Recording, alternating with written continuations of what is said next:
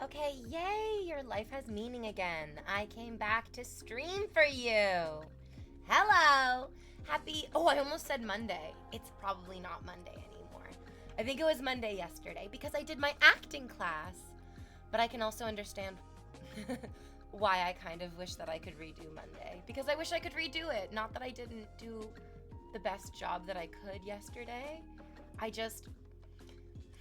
Yesterday was my third acting class that I've taken since I became a real adult.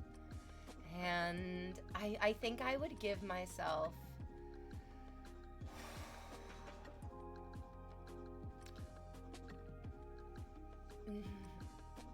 a C. I would give myself a C. I was maybe a B minus, maybe a C plus. I was I think I would give myself a C for class yesterday. Not C for class, that's obvious. A is for apple. We can't do anything about that. A always stands for apple. B stands for buttocks. Nothing we can do about that either. That also always just stands for buttocks. C often stands for class, but C is also a bad grade to get in class. It's also not a good... Not even 2 minutes, maybe? It's been 2 seconds of me, so I've been on screen for more than 2 seconds. You can goon away, my dears. Anyways, I did my acting class yesterday. Spark, again, you were here before the bot was here. I set up my stream, I get everything put together in a way so that I can just come on to you and you can start coming all over me. And you were here before the bot was here. Spark again was yo, first, and then the bot was and also the bot is here. I feel like it's that meme from Umbrella Academy of Elliot and the fucking nerdy dude driving past each other and both looking at each other what the fuck are you doing in the past? What the fuck are you doing in the past? It's great. It's awesome. Anyways, yeah, that's you and the bot looking at each other being why are you here so early? Showing up the minute InvaderVie's stream starts, knowing that it's going to be 20 to 50 minutes until V actually shows up that's wild. That's crazy. But also that's you, and I'm not here to judge you. I could do better with that, actually, because I'm doing really terribly at not judging myself. I woke up judging myself really fucking hard today. I'm sorry, guys. I didn't stream yesterday. Maybe I should have. Maybe I should have streamed yesterday. I don't know. I can't really make myself do anything, which is a huge fucking problem that I feel not only do I have, but I feel everybody has this problem. We cannot make ourselves do things. And it's is that a good thing or a bad thing? Should we lean into that because our bodies are telling us no, and we shouldn't just force ourselves to do things that we think are right? Or I guess this is the classic question. Is this my intuition talking or is this my trauma talking? And really, who knows what the answer is? Who really knows what the answer is? That time, that hey, get ready for stream time is really good for people to start typing edgy shit to one another. It's not ideally what I think you guys would be using that time for, to be honest. I do kind of hope that you guys would rather use that time to try to connect together. I don't know, maybe your best friend is in chat and you never realized it because you never said anything and they never said anything. But if you guys just started talking, even just to me, you might recognize that you like what you're hearing. And it's not just what I'm saying. You guys just, I guess what I'm trying to say is, you guys might be here for more than just me, actually. I love how shiny your legs are. Guess who found the aquifer? Guess who found the aquifer? Yeah, baby. It was behind the shower curtain. There's a lot of stuff behind the shower curtain. Anyways, I'm a very old, dry bitch. So it's important for me to stay moisturized inside and out. That's why the aquifer's here. That's why the tea's here. Also, do you see this beautiful ombre, this beautiful color gradient, where there's like a higher concentration of the oat milk at the bottom of the glass, and there's a higher concentration of the more pure essence of the tea at the top of the glass? This is some fucking gourmet shit! Sorry. There's firecrackers inside of me, and I don't always know when to set them off. So this is why I feel like I didn't do well yesterday in class.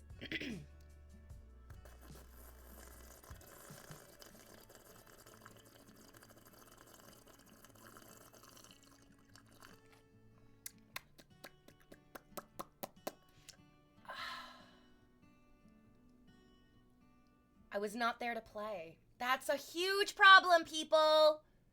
The playing is the best part. The playing is the best part, and I got really in my head about how I was going to do it right instead of actually coming to play.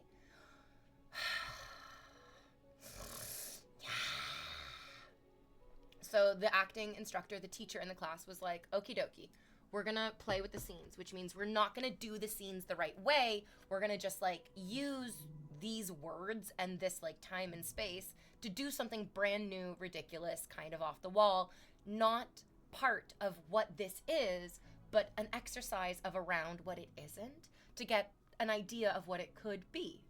This all sounds very like crazy and out of place, but I guess what I'm trying to describe is when I watched the other people in the class struggle through their own exercises. So the teacher said something like, when you do the scene, I want you to intimidate your scene partner. I want your scene partner to be terrified of you. It was incredible. It was wonderful direction. She went on camera, the young Asian woman in the class. She went on camera and she was terrifying. She was terrifying. And my natural reaction to fear is to like laugh, freeze into peas, fawn, all those things. It was great. She actually activated my nervous system in the way that she was intending to. Is so wonderful. And I found value, so much value in and I mean, that character is literally described as being shy in the notes of the show. The character is not supposed to be intimidating at all, but it was really interesting to watch the scene play out as if she was very, very intimidating. Because, well, I mean, okay, secrets. The truth is, she is almost intimidating. She's just playing like she's not. So having the undercurrent of, she's Stacia's little butt, I can't. All this is to say, I loved watching the way that everyone else threw themselves into the exercises. And then even the ways that they didn't throw themselves into the exercises, I really, thank you, my love, I really identified with, because I was like, I remember this stuckness. I see this stuckness, and the stuckness is, well, I've spent so much time thinking about what is the right way of doing this. How do I do this right? Because I need to do it right. Because if I don't do it right, then I'm never going to be successful, and I'll die alone in a fucking ditch, and crows will be pecking out my eyes, and deer will be defecating on my beautiful dead body. It just is a nightmare that feels inescapable in this day and age. But there's no right way of doing the scene. There's no right way of playing. It's supposed to be about finding what is very, very wrong and then being like, okay, well, what made that so wrong? And then also discovering that often what you think is quite wrong is not wrong at all. It is just a different way of finding rightness. So I got really stuck in doing it right, which isn't the end of the world, because I did my scene, like we played around a little bit, and my instruction was to make my scene partner laugh. I'm not funny. I love being able to make people laugh. That's great. That's like one of my favorite things about myself. I don't think I'm funny. I don't think I can make people laugh. I don't know how to make people laugh. I didn't get to take clowning in school. Oh, God in heaven. So I froze and just was like, I cannot make my scene partner laugh. I really, really can't. And then the teacher was like, do you know how to do accents? And I was like, oh yeah, I know how to do accents. And so I did my like really, really stupid, awful Russian accent. And that was fun and it was like nice and good. And it did actually relax me. And I did like lean into the Russian accent, which was good. And then when I did my scene, I was trying to think about it this morning, and I was like, you blacked out, girl. You don't remember a fucking thing. I don't remember a fucking thing. I have no idea what I did in that scene. I know that I said all the lines. I know that I really saw my scene partner. I know that I really, oh my God. I know that I really felt in love. That was what I had been working on for the whole week. Was that for me, this character in this scene is going into the scene pretending like she's going to fall in love, and then she actually does fall in love, and it is that falling, it's why we call it falling in love, is she's having the experience of her whole foundation of her life, even though the foundation is not good. She's having the experience of the entire foundation of her life being pulled out from underneath her, and she's seeing the potential future that she's almost been too afraid to dream of for her entire life. But the difficulty with like seeing your dreams is that it also really clarifies your demons. I feel like if I was writing maybe a book, one of the title chapters would be Dreams and Demons, and the way that you can't focus on one without acknowledging the other. Oh baby. Anyways, when I finished the scene and the teacher was like, how did that feel? I was like, oh, it's like, it felt really good. Like I really felt like I was falling in love, and I love that fucking feeling, and I know it so well, and I like it so much. And it was so wonderful. Everybody watching in the class, they did that thing where they agreed with me, where they were like, yeah, we saw that. And I was like, oh, what? I did it. I affected the audience. It's very difficult. It's so hard. It's so hard to have the feeling and simultaneously give it to the audience. It's like the juggling that acting is all about.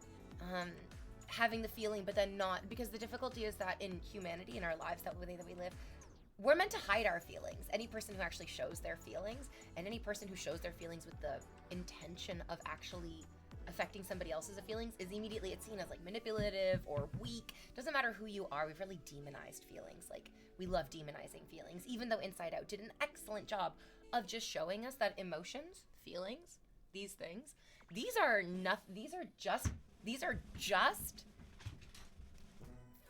feelings, and these are just the things that move us. That's it. That's where the word comes from. It's emotion. It's about moving. You're definitely supposed to feel it, and you're definitely supposed to do something with that feeling. Oh, I love it. Oh, I know too well how to hide all the feelings. It's why we love Helly so much in Severance, and why it's so hard to like Helena. Sorry, I mean Smelena. She sucks. It's why it's so hard to like her. Helena is holding everything in. She understands the value of hiding the truth because she lives in this world of fakeness, in this world of lumen, in this world of bureaucracy. Oh, the bureaucracy. Oh, the bureaucracy. Bureaucracy is a smelly thing. It really, really is. And she knows that the way to get through bureaucracy is to hold it all in. If you haven't read Careless People by Sarah Wynne Williams, I cannot recommend it enough. It was one of the scariest books I've ever read in my entire life. Sarah Wynne Williams was was the executive global policy manager at Facebook for about 10 years, over 10 years. The bureaucracy of eating a single egg, and you guys, we all know exactly how fucking nightmarish it feels to go into work, to remember that fucking dressing down that you got from your manager because you forgot to, let's say, take the garbage out right. Oh, sorry, babe, I dropped it. That was my bad. You forgot to take the garbage out right, or you forgot to take the recycling out right, or you forgot to close properly.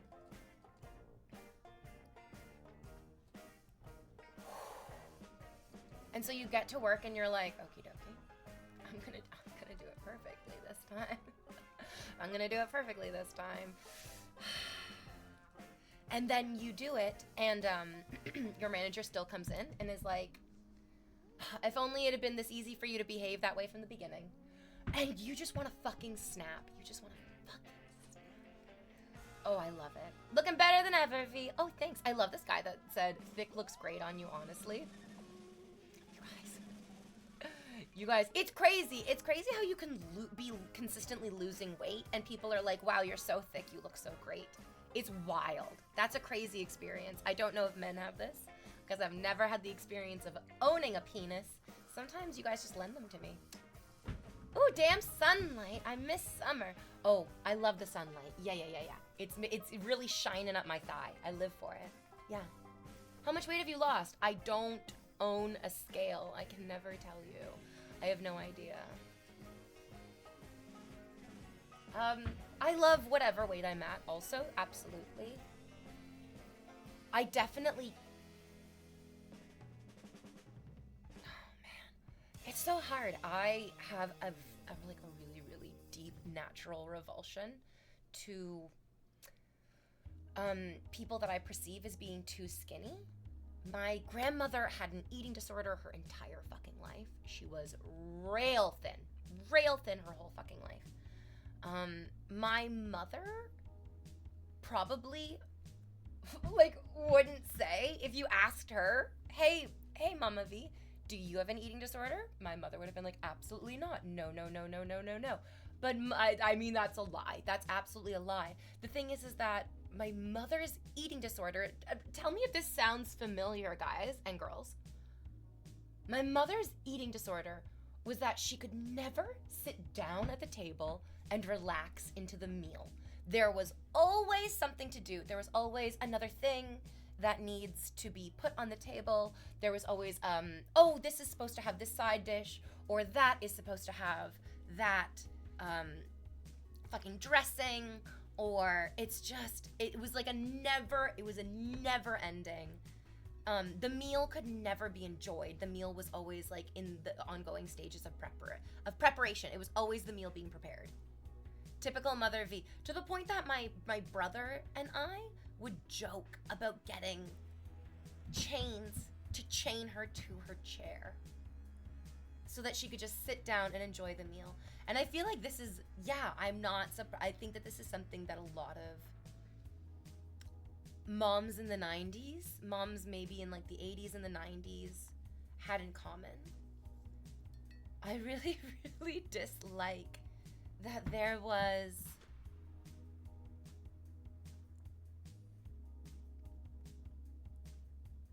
a really bizarre pressure to be 100% at work.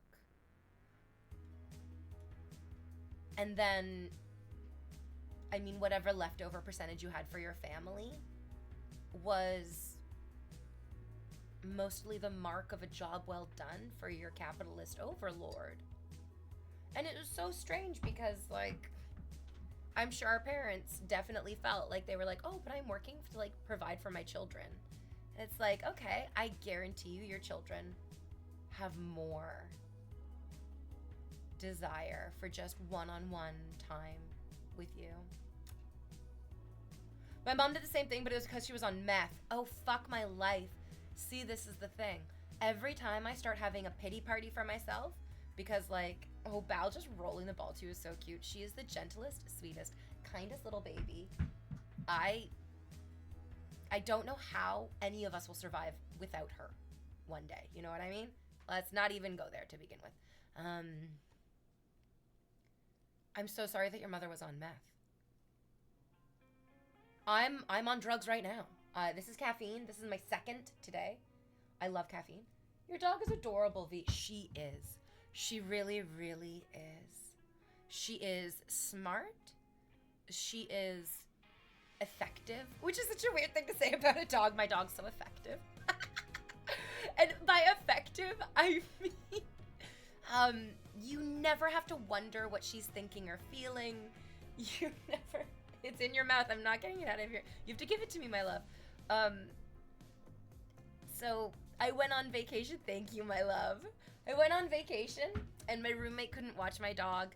And so we had to bring her to a dog sitter. And this dog sitter was, I think it was two lesbians, two beautiful young lesbians. They were roommates. And I was messaging them saying like, okay, well, like my roommate's gonna come and drop off the dog at your place. He'll have everything that she needs, like her toys and her food. Enjoy. That was it. That was like the entire extent of the text messaging. And the people that I was sending her to were like, reasonably, very reasonably. If I was babysitting a dog and they told me that, I would be like, oh, that's suspicious. Uh-oh, you're not telling me enough.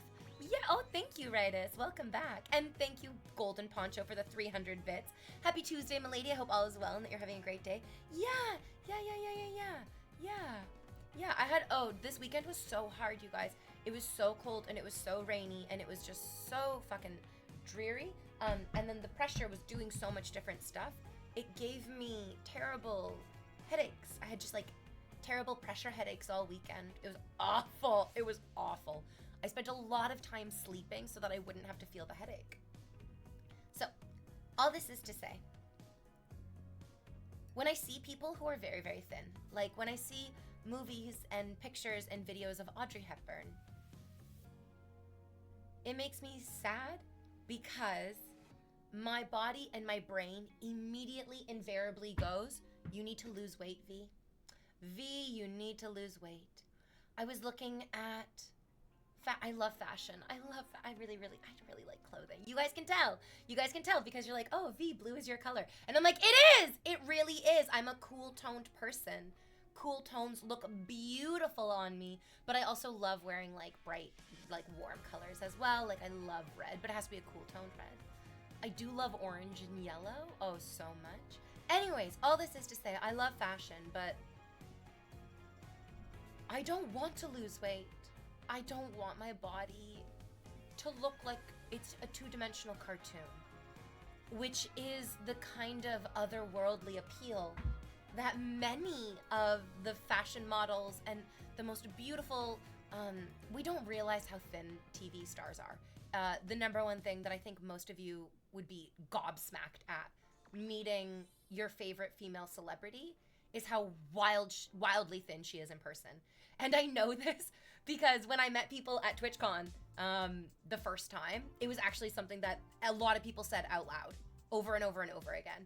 And I was like, what the fuck are you saying? Really? I look huge. I look thick and huge on camera. And then when you see me in real life, the camera really does add like 10 pounds. It absolutely does. If you have any fat on your body, you look fat on camera, unfortunately. It's really, really terrifying. I feel really, really hypersensitive to watching women's bodies slim down in front of me. It makes me feel this knee-jerk reaction that I need to do what they're doing and I need to stop what I'm doing, which is like, I mean, I'm not even eating unhealthy. That's the thing.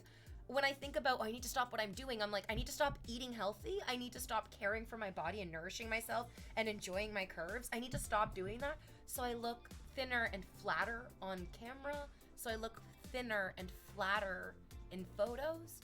No nose. No nose. No, no, no, no, no. That reflex is like so crazy. It's, oh my God, I hate it. Nobody's telling you to lose weight though. Oh no, I wish it were my love. Oh, my love. I know this is totally my fault. I know this is absolutely my fault. But I do read DMs from people.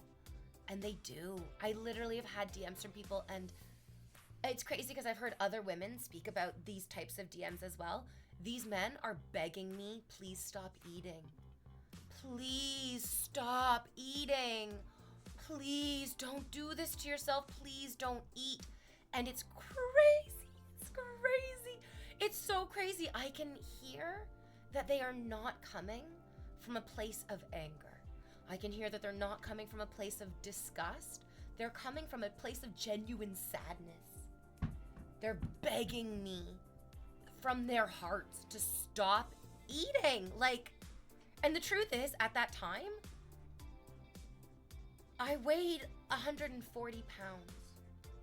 Like, I weighed 140 pounds. I was a solid size medium, 5 foot, 5.5 inches tall, brown hair, brown eyes, 140 pounds. My waist went from being 26 inches to 30 inches. I gained 4 inches in my waist. But again, I feel like you guys don't know that a 26-inch waist is unhealthy. And when you go back and you look at the videos of me in the past, when I was younger, you can see I was so thin, I looked flat. And then my thighs were like so cartoonishly ballooning. It was great. But I was very, very thin. There was no fat on my upper body at all. At all. And then as soon as I had any kind of noticeable fat anywhere on my upper body, it was, please stop eating, begging me. Please stop eating. It was wild. I was on SSRIs. I was taking antidepressants. And going on antidepressants will make you gain a little bit of weight. Your body holds on to it because it's just on medicine that changes your body chemistry for the better. But it changes your body, and our bodies are meant to change. It's actually really good that I was able to gain weight when I was on SSRIs, when I was on the antidepressants. That shows that they were working. Oh, it shows that they were working. It's wonderful. It's excellent. And then when I went off the SSRIs, I lost weight. That's also a natural part of it. I became more active. I could feel my body more. Yeah. Steez, the people who were telling me to lose weight are naturally people. Again, I'm not trying to judge them. I don't think they were trying to hurt my feelings. I really don't. I think that many people, myself included, hate change. Absolutely fucking hate change. Do not like change, don't like seeing change, don't like being reminded of change, don't like having to be forced to accept change. And so a lot of us just want, especially women that we sexually idolize, and I do this as well, I'm not immune from this. We want women that we sexually idolize to remain sexually idolizable. But the reality is, if that's what you want, then you need to change what you find sexy. Not that these women need to never change. One of those things is good for both of us, and the other one is impossible for both of us. What is it with people either looking great on camera or people looking weird on camera? Every person I've ever dated has said that I look 10 times better in person, but on camera I look weird. This is gonna sound really crazy. In my personal experience, cameras can pick up on an internal tightness that is often the result of CPTSD from abusive childhoods. I'm just gonna be honest with you. The people who just look great on camera, I think, have just either never had abuse in their lives, and so they have a natural ease and relaxation literally in every setting around them where they feel like nothing is ever going to hurt them, they're never going to fail, and everything will work out. The camera picks that up and it makes them appear natural, beautiful, and confident, and that's incredibly enticing. And then a lot of us had terrible, awful experiences in our childhoods into our adulthood that either gave us PTSD or CPTSD. Every single one of us who watched, this is such a crazy thing to say, but I really do think it's true. Every single one of us who was alive, cognizant, and aware of 9/11 has to work for, I think, a few weeks through their 9/11 trauma. I've been doing it and I've never felt better. I think it's good for all of us. It was traumatic. It was a fucking nightmare unfolding in front of all of us. The way that I've been working through my 9/11 trauma, this is just the trauma that I've been working through so much trauma. I have tons of it. But the thing is, I could definitely see it on camera. You guys could see it on camera. You noticed it. There was a tightness inside of me, a reactivity, a fear that if I didn't take control of the conversation or if I didn't react in just this way, something and then we like people who feel relaxed. We just like people who feel confident, who also give us that sensation that at the end of this conversation, I think we're both gonna feel better. Some people are really photogenic. I don't know. No, I think everyone is capable of being beautiful on camera. I think many of us are deeply unaware of the internal tension that our bodies are holding. Because in my experience, the more relaxed, the more healthy, the more balanced I am, the more you fuckers tell me how beautiful I am. And then the less makeup I need, the less fancy, fantastical clothing, the less dressing. It's just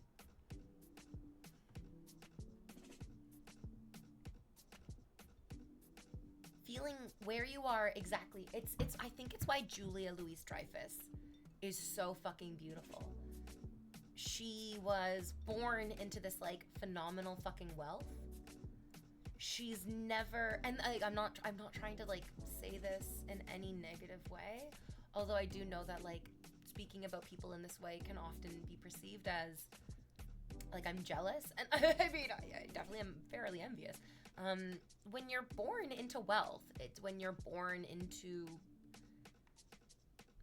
high society, there's definitely pressure. There is an absolute pressure, for sure. I think there's also a really wonderful sense of a social safety net, a familial safety net, and then this own sense of yourself where you're like, oh, well, my parents are these fancy, amazing people. How could I not find myself to be a fancy, amazing person? Yeah. Permanently banned for saying, yes, you are so meat. I mean, what does that mean? I don't need to deal with that. One is a projection of confidence and the other is internal satisfaction kind of way. I think you're super onto something because there are certain pictures that I've been told are super hot, but they're not the ones that I posed for or anything. They were taken like mid-laugh, mid-conversation, they're more candid. I think it's very natural for each and every one of us to not be comfortable in front of a camera. I hate being in front of a camera to the point that I forced myself to become a Twitch streamer.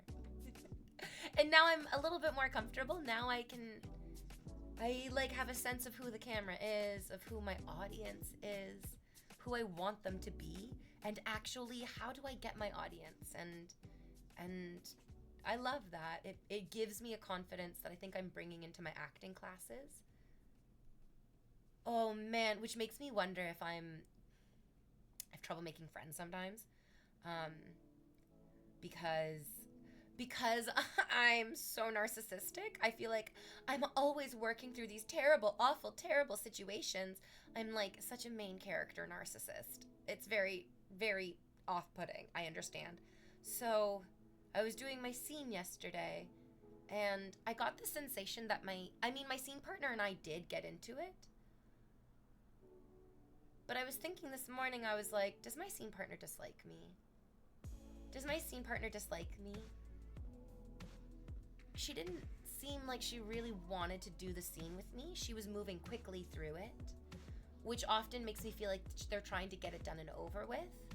And I was trying to move it as, like, I love slowly doing it. You know me, I'm a Twitch streamer. I want to drag it out as long as possible. Whenever I rewatch clips of myself, in my own internal monologue of rewatching clips of myself, I'm like, get to the point, woman. Why are you spending so long talking this way? And it's often because I'm like, oh, I'm speaking to multiple people. So I want to try to explain it to multiple perspectives at the same time. It's like, bitch, just get it out. Get it out. Get it out, bitch. Okay. Yeah. I think we all look better when we are relaxed, and very few of us can naturally feel relaxed in front of a camera, because this is the thing, you guys, this is the thing. In no ambiguous terms, how do you relax?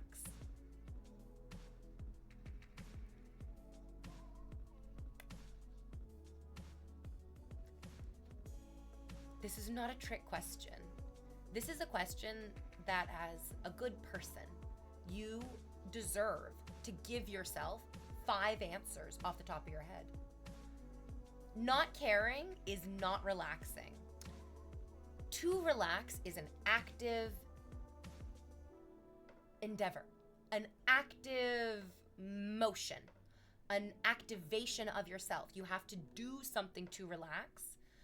Not caring is not doing something. That's not the same as doing something, my love. And that's the fucking problem, my loves. That's the fucking problem. Too many of us, basically all of us, have never been taught how to relax, have never been taught the value of learning ourselves how to relax. And then the idea of giving ourselves time and space to relax is especially unheard of, because you should be earning money. You should be saving humanity. You should be fighting the rising tide of fascism. You shouldn't be relaxing. But we absolutely must relax. Oh my God, we absolutely must relax. We must give ourselves the active ability to relax. So how do people relax? Going for a walk can be relaxing.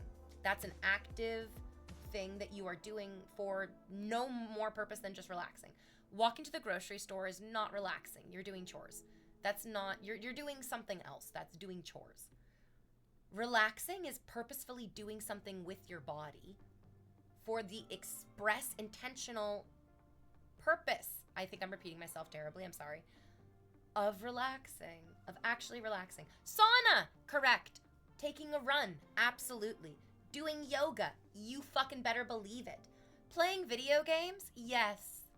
Yes, yes. With the right intention. If you're playing video games with the intention of, I'm doing this to relax, I'm doing this to blow off steam, absolutely. Doing drugs, yes. Honestly, yes. Smoke a joint, my loves. Do mushrooms. Yeah. Nihilism is my favorite. Okie dokie. Why? Tell me more about your favorite thing. I love learning about your favorite things. It makes it easier for me to love you. Hiya, V. Hi, puppy, hi. Would you like some bits?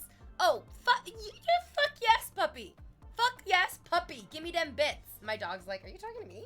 There's more than one puppy. You're not the puppy. You are a puppy. She's like, nah, I'm the puppy. It's true. Do you want me to throw your ball? Do you want me to throw that? Do you want to bring it here? No, you're good? You guys, she's actually tired of fetch. It's a miracle. She says as I'm walking to the grocery store. Here's the thing. If you, oh my God, whoa, that's a lot of fucking bits. Okay, here's the thing. If you walk to the grocery store and you walk through the fruit section without picking anything up, but just smelling all of the fruit and looking at the beautiful colors and relaxing. Like, if you take a moment in the grocery store to be like, I'm actually just gonna relax in the fruit section for like 1 fucking minute. Or whatever you like. Maybe you like the bakery. Maybe you relax in the frozen food section. I kind of do now that I'm thinking about it. I'm like, what? I love walking through. I love looking at all the ice cream flavors. Oh my God, I'm such a mom. I just want to go look at all of the ice cream flavors. I love looking at all the ice cream flavors. I wish I could eat all of them. I fucking love ice cream. I really do. But I like just looking at all the ice cream flavors. I know I'm not gonna buy all the ice cream flavors, but it's super relaxing. I like that a lot. Yeah. Yeah, eat your fucking ice cream, baby. Taking baths is relaxing. Baths are one of my favorite things to do to relax. I love a fucking relaxing ass bath, yes. Unfortunately, we can't take baths as men. See, again, I said this the other day and then people were like, what? And I was like, people say this. It's very funny. It's not a real thing. People say it, like they say, I saw the Loch Ness Monster. That doesn't mean that it's real. I see you sniffing the fruit, I'm calling the cops. Oh my God. I love touching things. I love touching things. I love touching things. I shouldn't be allowed in museums because I just want to touch. I just want to touch it all. Yard work is fairly relaxing too. Oh, that's, whoa.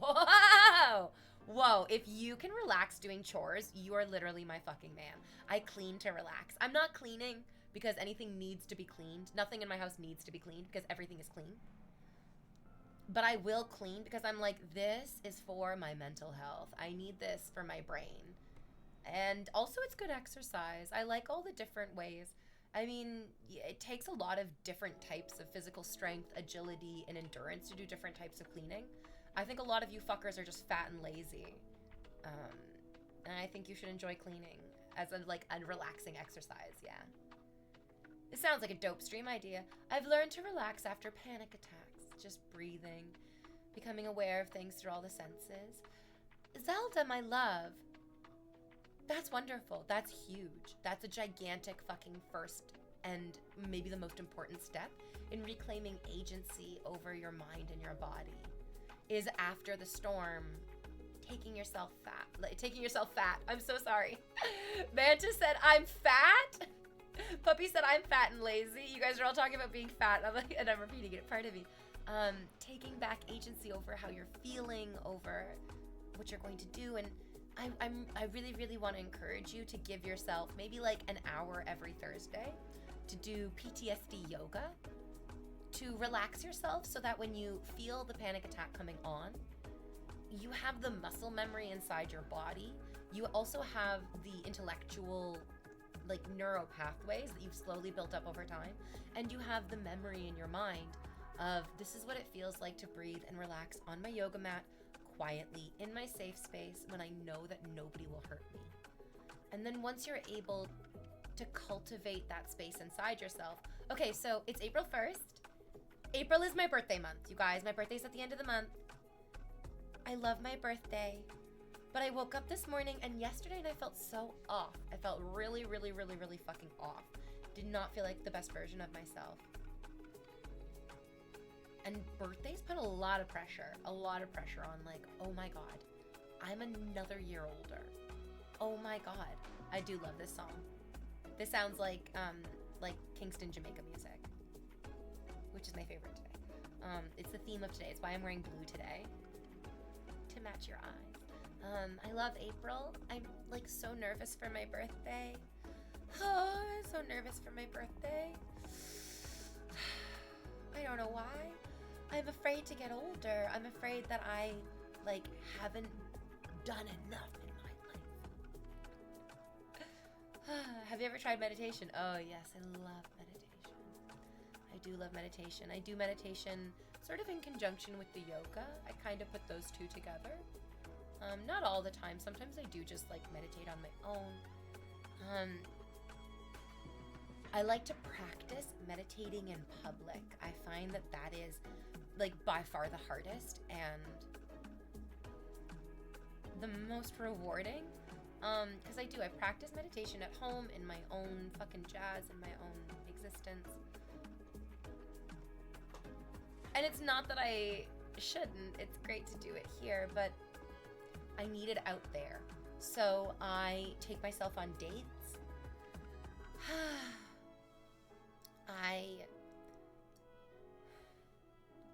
like kind of force myself to does it be like a cartoon or like a TV show version of myself where it feels like such like if I want to sit and read a book, my natural inclination is I force you fuckers to gift me hundreds of subs a month. Like literally I take thousands of dollars from you idiots every single month.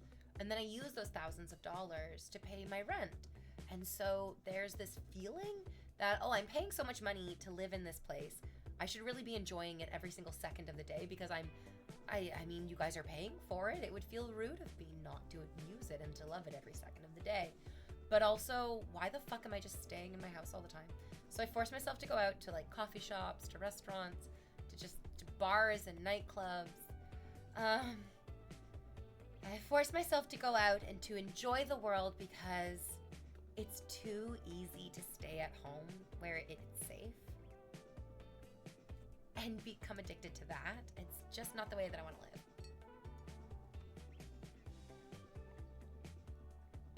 I also hate it and it makes me exhausted.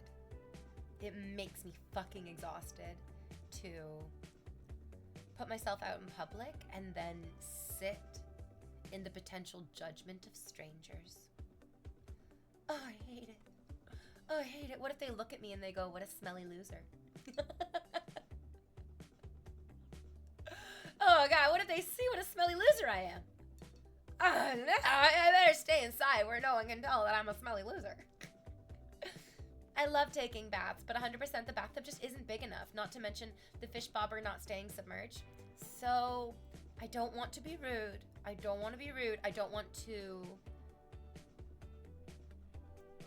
tell you that what you're telling me is invalid. I think you're right. I think the bathtub does feel too small, but I think that the solution isn't you just don't take baths because you can't fit in your bathtub. I think the solution is you absolutely must be doing 40 minutes of yoga several times a week so that your body is able to fold up into the ideal male form, the XQC.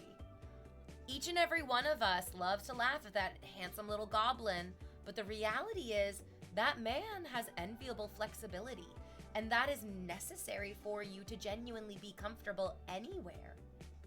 You deserve to be comfortable anywhere. We're not all suddenly going to be able to afford first-class tickets with tons of legroom. Flights are always going to be uncomfortably cramped and small, but you don't need to feel uncomfortable in a cramped and small space, no matter how big you are, if you have flexibility. And flexibility, I feel like, is the number one element of physical fitness that men are easy to dispose of and to dismiss. They're like, nope, I'd rather work on my glamour muscles and I'd rather work on my endurance. and flexibility falls by the wayside, but that's a huge fucking disservice to your exquisite bodies, boys. I mean, I dated this kind of nasty dude for the past couple months, and I think it was just because he had really great hip flexibility. I was very willing, very willing to overlook the terrible things he was saying to me because of that hip, some real impressive hip flexibility.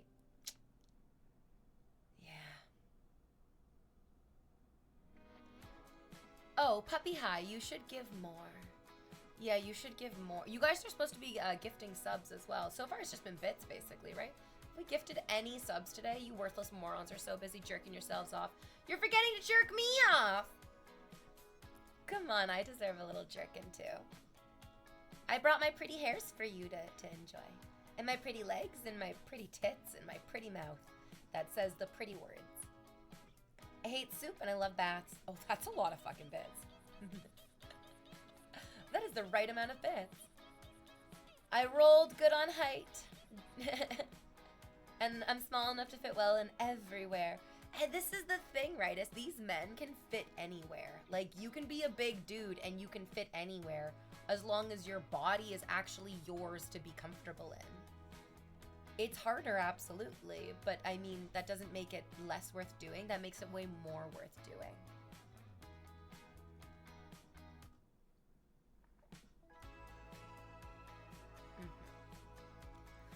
Okay.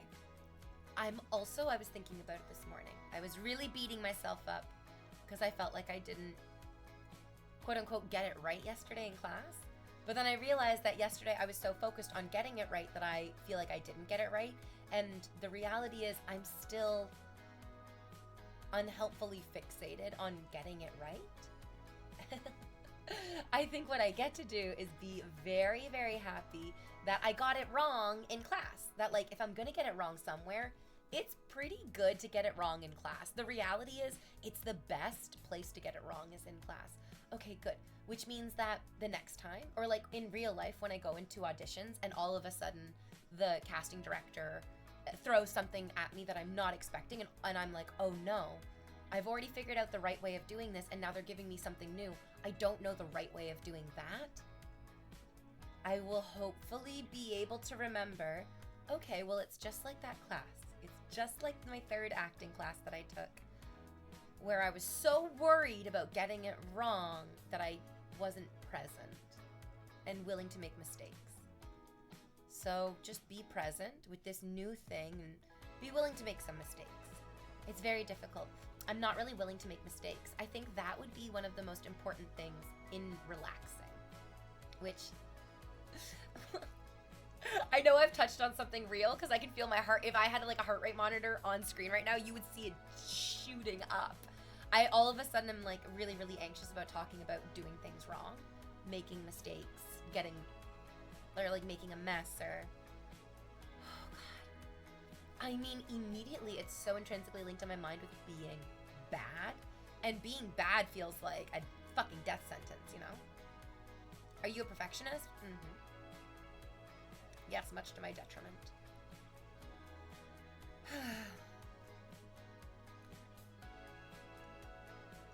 Recton Riley says, I've been pretty flexible all my life. I've skated for the past 10 years, but I legit just think some bathtubs are too small. There's definitely, I mean, if you're a gigantic person, and then there's nothing, yeah, absolutely, there's for sure. The reality is, just because you are flexible in one direction does not actually make you flexible. The truth is, yeah, I bet that you are pretty flexible. I bet that you are pretty fit from skating. I wonder how much that would transfer over into something like Pilates. And then I wonder if you tried a different type of exercise, like a really completely different type of exercise, or silks, or I don't know what other things are, roller skating.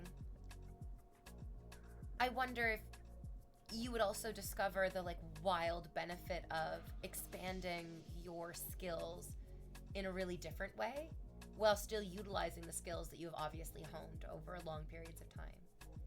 This is the thing, we slow down time when we learn new things. think it's one of the reasons why I love dating so much, and it's why I've like consistently thrown myself into like dating situations over and over again. I do just love learning people. I love learning new ways of being. I love learning new ways of connecting. It's my favorite thing about acting. Yeah, you're becoming an actor? Well, technically I've been an actor before. Because I did voiceover work, and then that was like, that counts as you're an actor and getting paid as an actor and making money as an actor and working as an actor, yeah. So yeah, I'm doing it again. I'm going back into it, yeah.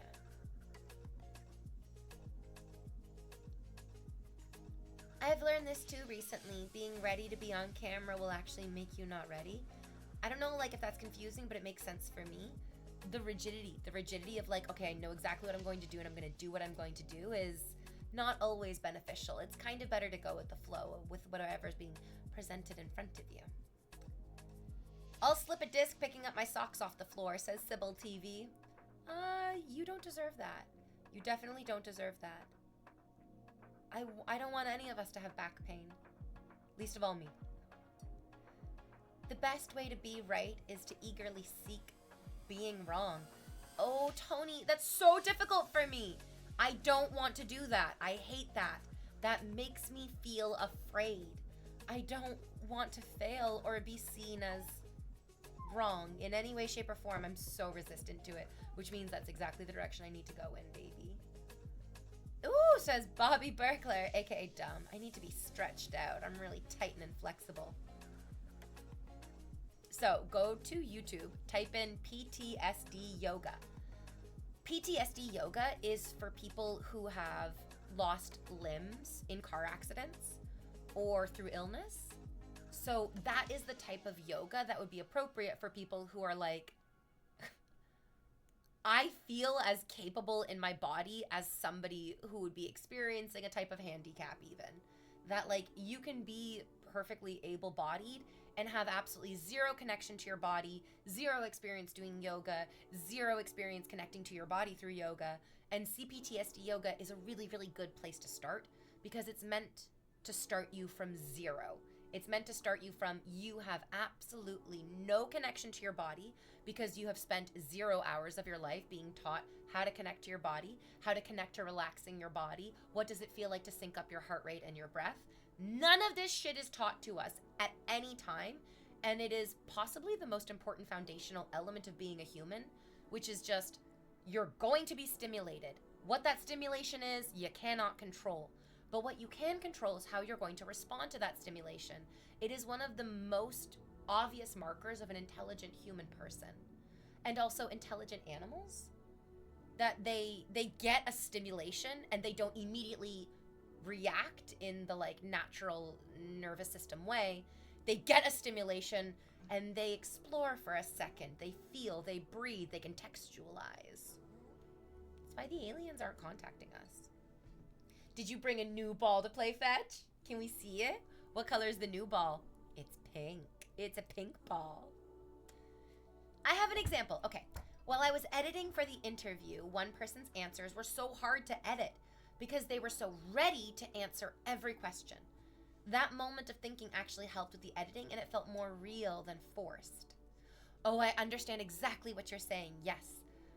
It's one of the reasons why a lot of politicians require like a level of social media training. It's what a lot of acting exercises warm you up for, which is performing is very unnatural. Excellent performance looks very natural. That is what I think it's called Meisner. I think it's the Meisner technique. I don't remember a lot. I really blacked out a lot of my theater degree from my undergraduate years. But this idea that the very best acting is the most natural. The very best acting is the acting that doesn't even seem like acting, is quite often considered the very best of acting. But obviously that's not even close to fucking true.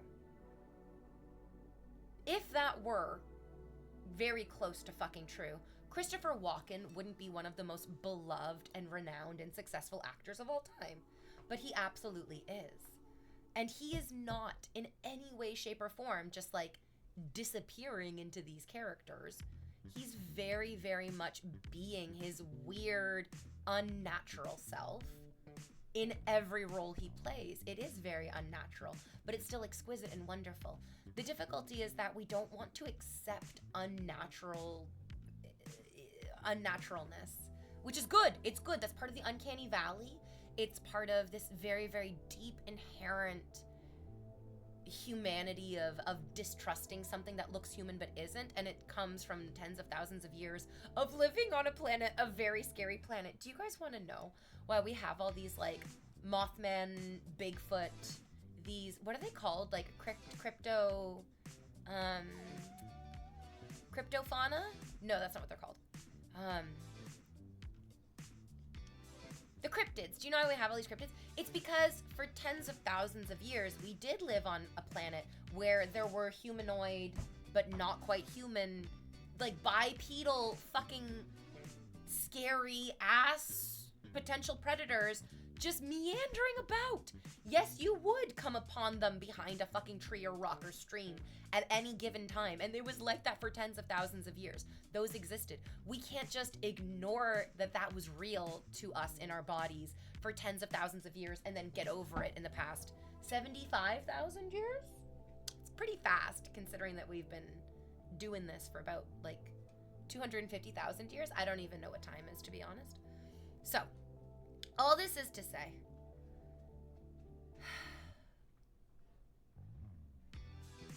good acting doesn't need to be, this is so natural and this is so normal and this is so regular and so believable. It can be, this is so strange. It really, really can be, this is so strange. It kind of depends on if we feel the actor has earned it. And I really feel like Nicolas Cage is the epitome of that. Where society did not, so many of us were like, I love everything that Nicolas Cage is doing.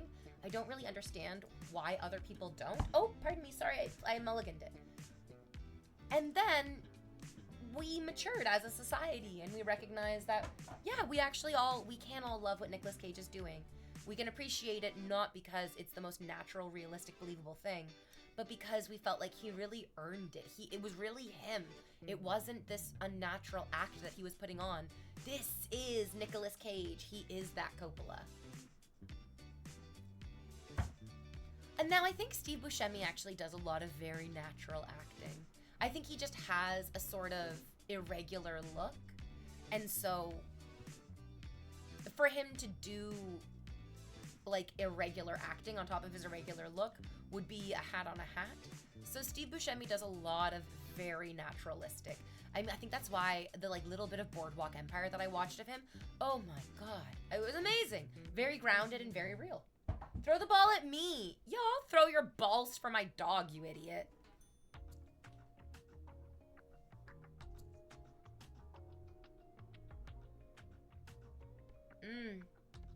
Steve Buscemi in The Big Lebowski, though, I think would be a good example of him being fucking weird. But then again, no, was he the weirdest? I mean, he had other people being way crazier literally in the same scene as him, so was he that weird? No, he wasn't.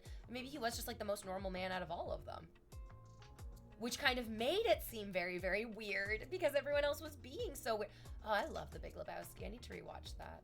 Although I hate it because, oh man, the last time I watched it, my mom got like really upset watching it. She was just like, I hate how like angry all these people are. And I was like, yeah, I get that. It's very angry. It just sucks because I was like, oh, you used to love this movie and now you hate it.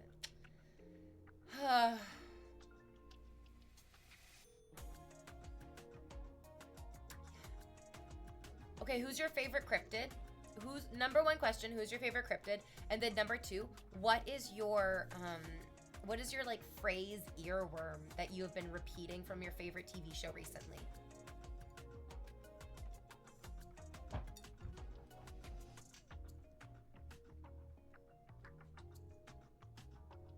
I love these.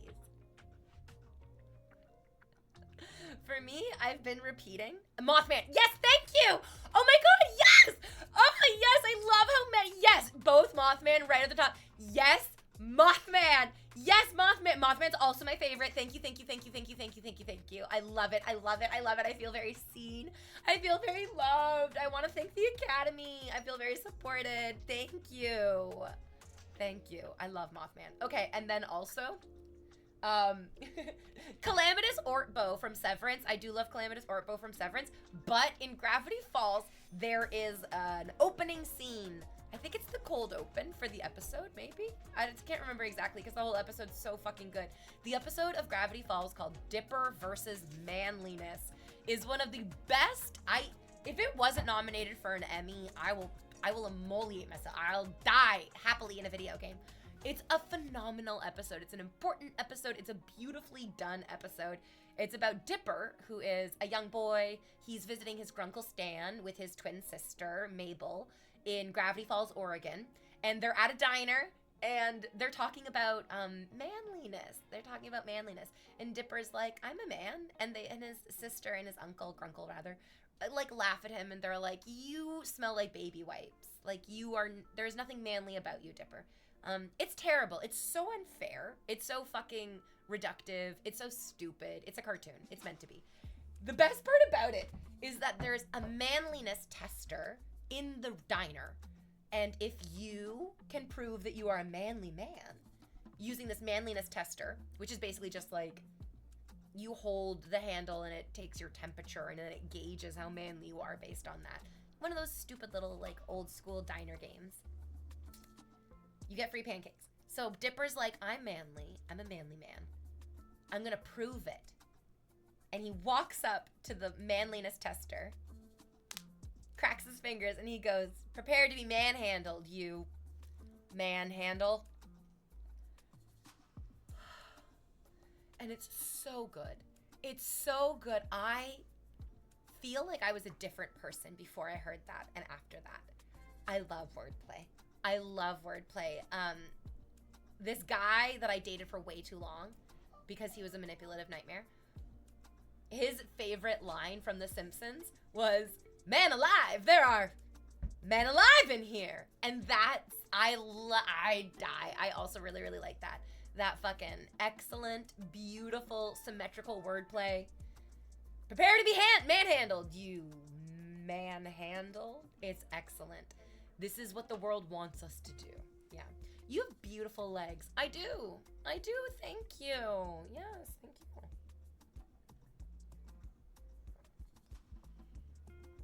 I love Mothman. What does the shirt say, Ritus? I can't read it from here. That girl's cute, though. Oh, I love Mothman. Fun fact, people put money in Mothman statue's butt crack. Oh my god, Mothman's caked up. Yes! Yes, you can tell that danger is approaching because Mothman's fucking cakey cheeks are clapping on the horizon. I love it. I love it. Wow. I love Mothman.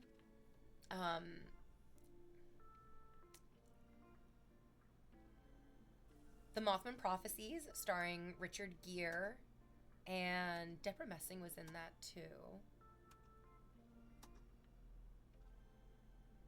Oh man, that movie fucking terrified me. That movie was so fucking scary. I love it. I love it. It is this wonderful balance of jump scares. There's definitely jump scares, which is like a product of its time period for sure.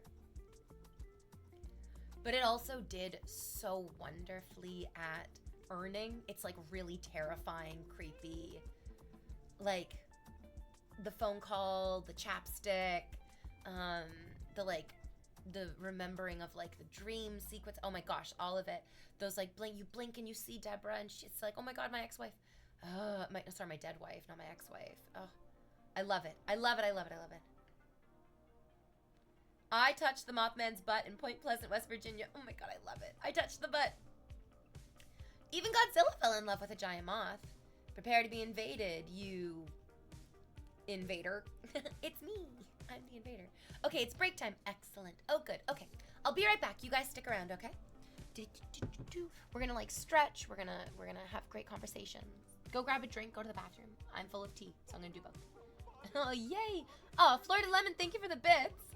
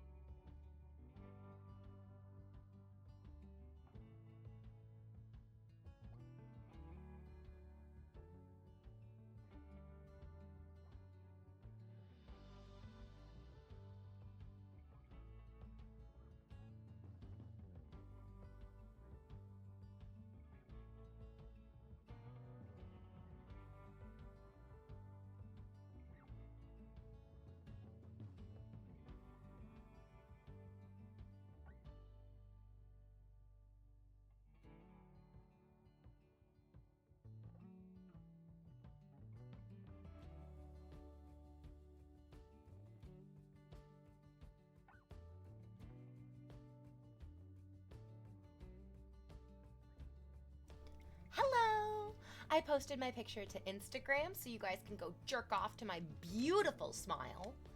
Yes. And my fucking banging body. Yeah. I stopped putting honey in my tea. I used to just like literally load. I would put so much honey in my tea. It's just sugar. I didn't need it. I love honey. I really, really do, but I really didn't. And just like started trying to eat healthier, like actually getting groceries. You know, actually eating food out of my fridge that I prepare with my hands and my body. And it's good, I like that. But then also the PTSD yoga. I cannot stress enough that like, I don't think I've actually lost any weight. I don't think I'm far off from between 120 to 140 pounds. I really don't think I'm actually any lighter. I do think that I have better posture, and I think better posture just makes you look better. Makes you look like the younger version of yourself. You're less like stooped and hunched from the weight of the world continuously crashing down on you. Less of that, yeah. You get to feel young and look young if you work towards it. I don't know. I really, really, really, I cannot. If there's one thing that I can get each and every one of you to do, it's not go to therapy. It's not change your eating habits. It is just change your posture. It is just change your posture. It's crazy to me how much it's affecting and like helping me. It's not nonsense. It's not nonsense. It is real, like your life. It is so important to your life, the way that you're able to breathe, the way that you're able to move and react, and your posture has so much of that. Being stuck. Being stuck is the worst thing we can do as people, is stay stuck. We're so adaptive, we're so changeable. It's what Steven Universe is all about. I don't know what I want to do with this chunk of hair. Oh, there we go. I want to lay it out that way.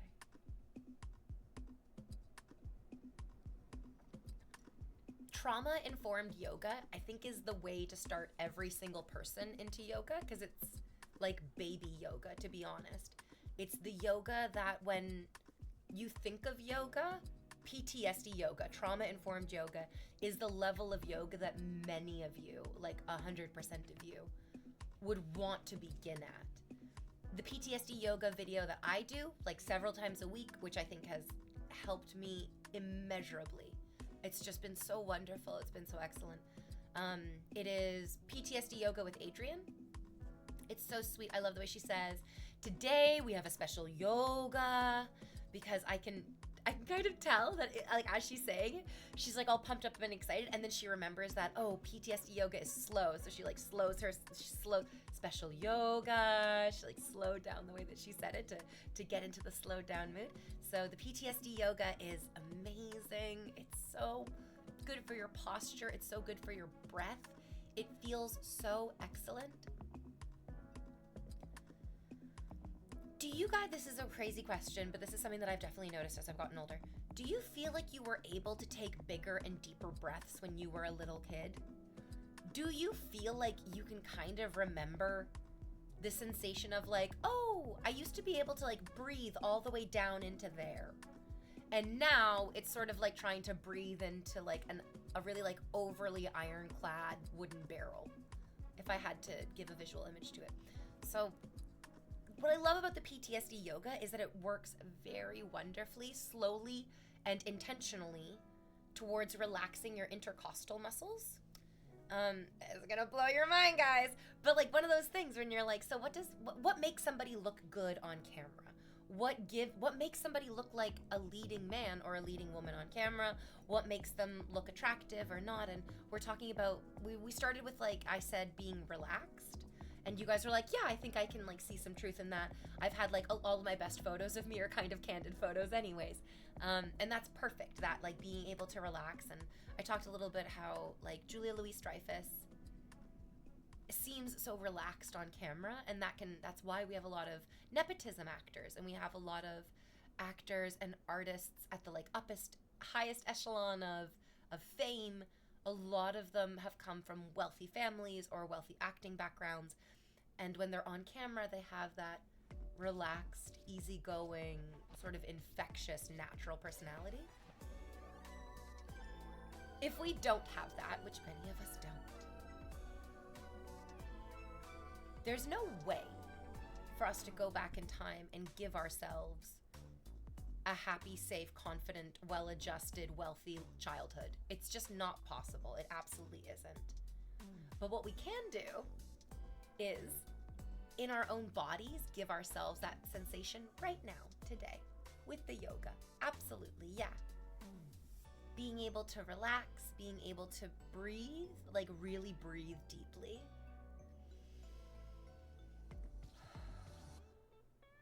Oh, I love it. It makes all the difference in the world. Posture also. Like, you know Captain America's posture. It's different than the Hulk's posture. It's different than Thor's posture. It's different than Spider-Man's posture. Posture really is think of the Grinch's posture. It's so funny. Now imagine the Grinch's body language in Captain America's body. It's so weird. It's so funny. It's so incongruent. And on camera, you can't hide. It's like much harder to hide things on camera. In real life, there's so much extra context that makes personal interactions more muddled. But on camera, all of that is gone. You don't even get the full context of this single room that I'm sitting in. Our ability to compute, contextualize, and understand the complicated 3D spaces around us is what kept us alive for so very, very long. When we watch things on TV, when we watch things in movies, on the internet. Sorry, my ride is here. I gotta go. I'll wrap this up quickly. We reduce so much of it. It becomes a singular focus. We're taking this vastly complicated thing called life, and we're literally simplifying it down to 2 dimensions and a very repeatable moment in time. We can always rewind and rewatch it. And it's important that we can rewind and rewatch it. That's like what makes it good.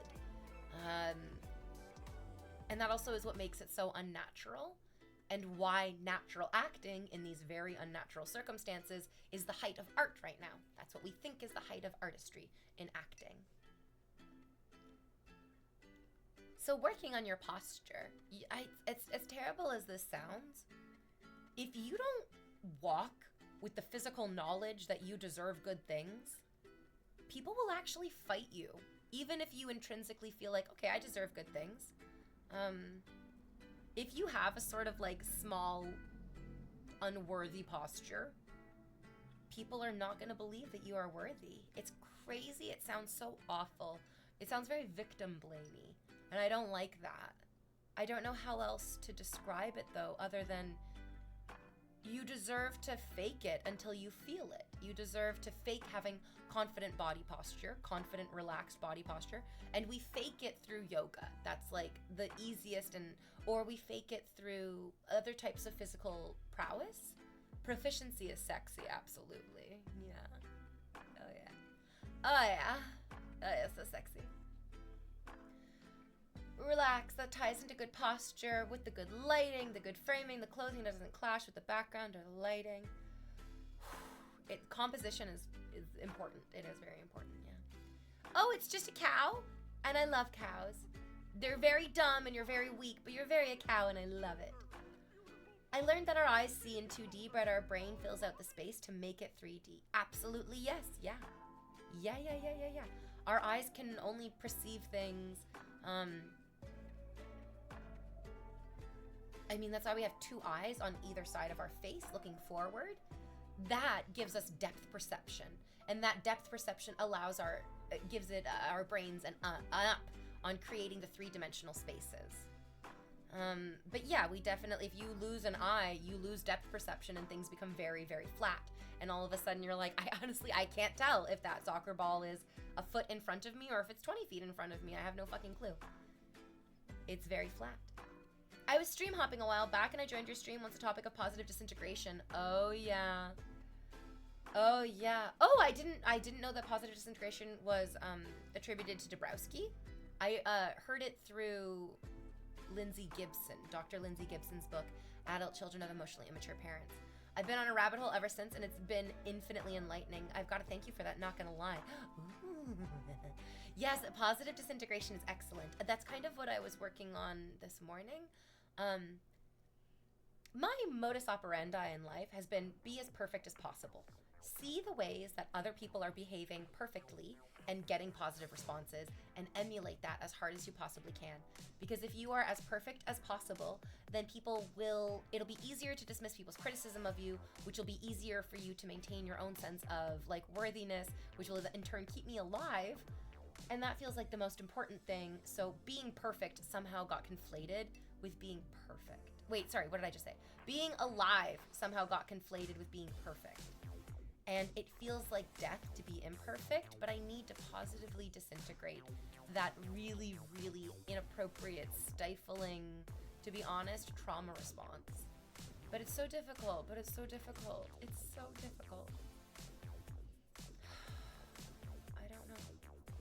I don't know how to not be perfect. I don't know how to not be perfect.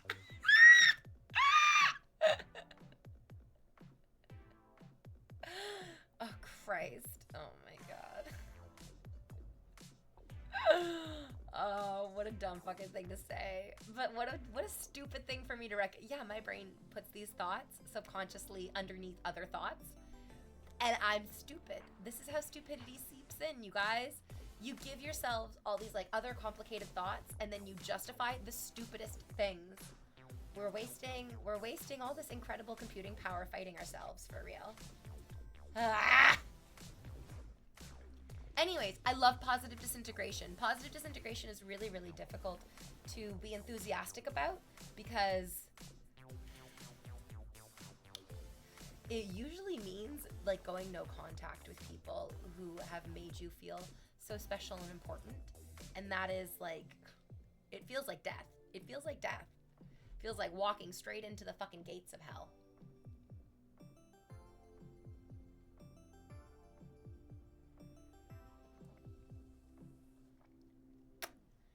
Mm-hmm.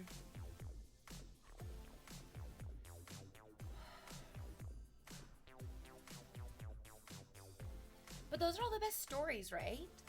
So, in The Prince of Egypt, which is like the story of Moses and his brother Ramses, we see that positive disintegration.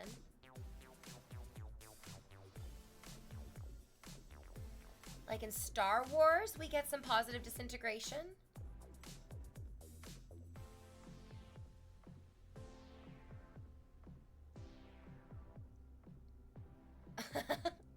Okay, so in The Lord of the Rings, when Frodo and Sam and Merry and Pippin come back to the Shire, it's fucked. It's like fucked. It's all fucked up. And it's a nightmare. And they have to like keep fighting. That was the story. In the movie, they were like,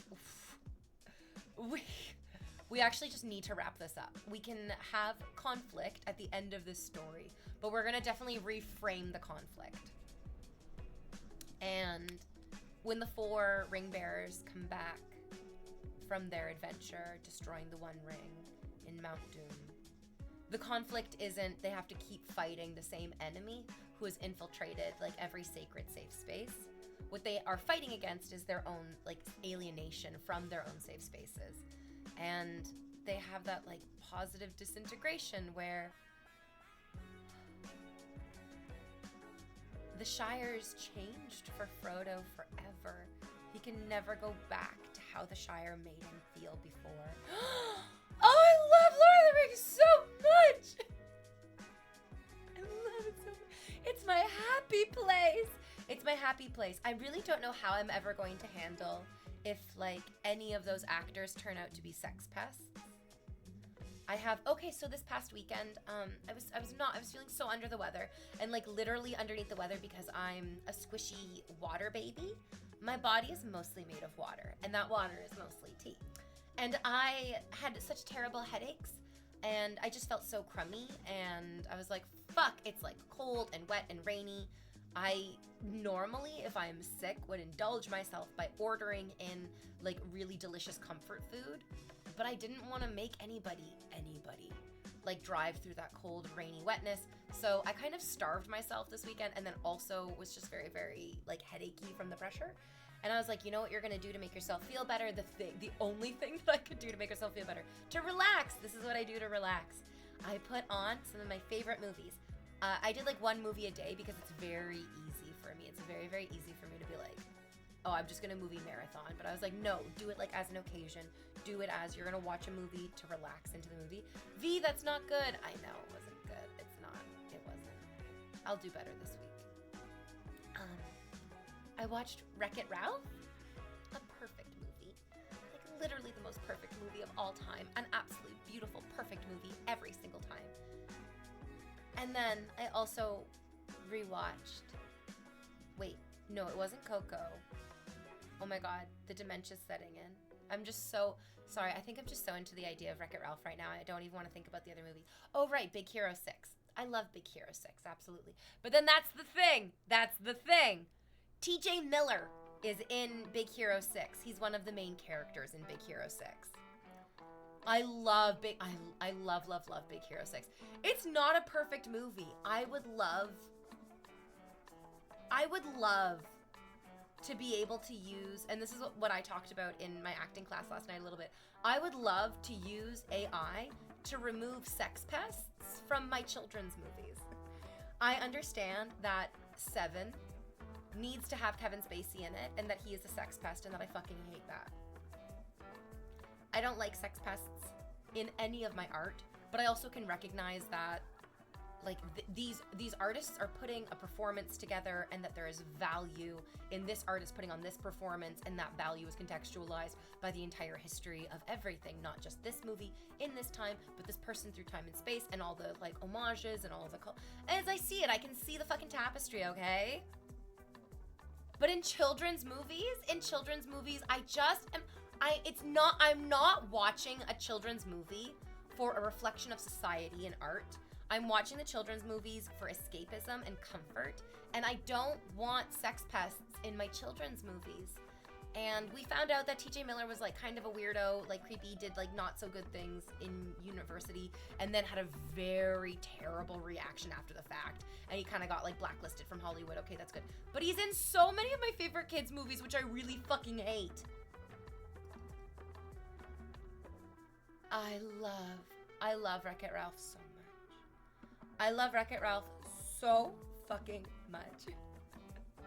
I've never felt more seen and appreciated than Vanellope Von Sweets. Like, she's my girl. She is my heart and my soul. I'm Vanellope.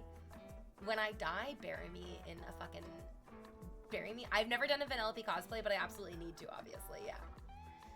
I've been having movie marathons and then binging shorter series. I binged all the Baby Reindeer in a day, and I also watched Castle in the Sky. Laputa, Castle in the Sky. Such a beautiful movie. I love it. I love it. That opening sequence is just like breathless and fucking insane. And then you come to, I want to rewatch Castle in the Sky. Hi V, you're looking lovely as always. Thanks, bitch. Oh, and what is in the box? Oh, I totally you know what's crazy? You know what's crazy? Brad Pitt's also a fucking nightmare, awful person who I don't want to have to deal with. But he was like eclipsed by like the terribleness that is Kevin Spacey, who I'm pretty sure had somebody murdered. I love Wreck-It Ralph so much. I love it. I love it. And you're a stinky brain. Oh. Big Hero 6 and Wreck-It Ralph are like my comfort movies. I love those ones. Yeah. At WonderCon this weekend, there was a Fix-It Felix who had assigned free cosplay repairs. Yes, I'd love to do. I really do need to get a Vanellope Von Schweetz cosplay going. Yeah, I do. She's my girl. I love her so much. I also absolutely identify with this like idea of, oh, you're a glitch and like you don't belong and you don't fit in. It's like, are you sure I don't fit in? Are you sure I'm not your princess? Are you sure I'm not just your princess? I mean, what if I'm your princess? What if that? Hello, V. The whole, I'm bad. I know I'm bad. There's no one I'd rather be speech at the beginning and then Ralph reciting it at the end as he's sacrificing himself always makes me tear up.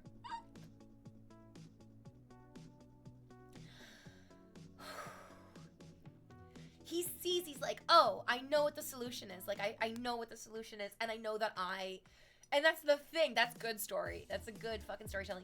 Not only does Ralph recognize what the solution is, which is, I need a beacon, because the game cannot be reset. The game can't be reset, because if the game resets, Vanellope will die. So there's absolutely no way that the game can reset. We need a beacon. And he sees the root beer hot springs with the Mentos fucking shell on top. And he's like, it's me. I'm the only one who can do this. I'm the only one who is going to do this. And I know that this is what I'm meant to do. It's just like, I love it. I love it. I love it. I love it. I love it. I love it so much, especially because it's a kid's movie. And you know that Vanellope's the fastest. And she's got her fucking racer. And she's never going to let any harm come to her friends. I love it. Oh my god. I'm going to rewatch Wreck-It Ralph tonight. Dude, you can't stop me. It's my comfort movie and I want it as much as I want it. I know that feeling. He's in one of my favorite sports movies of all time, and I can't rewatch it without thinking about all the bad stuff. Yeah, it sucks. Wreck-It Ralph is just so perfect. I really, really love that they also did an excellent bait and switch. I'm not gonna lie that they didn't do a bait and switch. I don't think any of us, from the trailers or from the way that it was marketed, could have anticipated how much of the movie was in Sugar Rush and how much of the movie was just this like sickly sweet sugar-coated candy is everything world, which, to be honest, I think is really well done as well. I know that I'm such a fucking diaper baby myself and I always relate everything back to like my victimhood, but kids who were born in really shitty circumstances often develop sweet tooths. They often discover that in their lives, which also can lead to a lot of obesity and other like issues with food, to be really honest. But this the sugar world, the like soft pink sweetness of it, the cleverness of all of the character designs, where the closer you look, the richer it becomes, even though on the surface it seems very... I guess actually what I like so much about it is it really flipped the script on what you're allowed to enjoy, because there was this huge pushback to femininity and girliness, especially young femininity and young girliness in media, and it was not seen stronger anywhere than in the video game industry. That any video game with any pink in it at all, even if it was a single character with a single pink outfit, it was just so demonized. It was so easily attacked. It was so othered. And I never really understood why. And I hated it. I hated it as a little girl. I had this really, really deep innate sense as a little girl that I shouldn't like pink and I shouldn't like girliness and I shouldn't lean into this like soft, delicate femininity, that was wrong or bad, or something about it was bad or wrong. I still have difficulty articulating it because it was so weird as a little girl from the inside being like, okay, so yeah, cookies and cupcakes taste amazing, and tasting amazing sweet things makes me feel good. Sitting at a desk for what felt like 20 hours a day, and then having to like listen to my parents argue about work, or my parents argue about their exes, or listen to my parents argue about politics. It was just like, I mean, no fucking wonder I loved playing with my Barbies so much. No fucking wonder I loved escaping into worlds that seemed safe, dreamy, idyllic. But then that was demonized. It was so crazy. It felt so awful. And I have so much sympathy and so much empathy to young women who are experiencing this now as well, where it feels really dangerous to like anything as a girl sometimes. Sometimes it's really, really wonderful and embracing to like things as a girl. And then other times you like things as a girl and it just puts a fucking target on you all of a sudden. A really, really crazy, weird target that you're like, I don't understand why I'm being punished for liking something that hurts nobody. I don't think I'll ever have another favorite movie above Wreck-It Ralph. So liking the Disney princesses, liking Disney princess movies, being like a Disney princess girl, for whatever reason was like, I remember to be just furious. Just like absolutely so fucking furious at taking a sexuality course in university, which was awful. It was terrible. That teacher was also a fucking nightmare and accused one of my sweetest, tiniest friends of being a monster. It was so weird. In this terrible university course, they dedicated like a whole class, I'm almost sure, to talking about how Disney movies, Disney princess movies in particular, are anti-feminist or anti-woman, how they perpetuate harmful stereotypes, how they degrade women and girls. It was just like so shocking to me because I felt like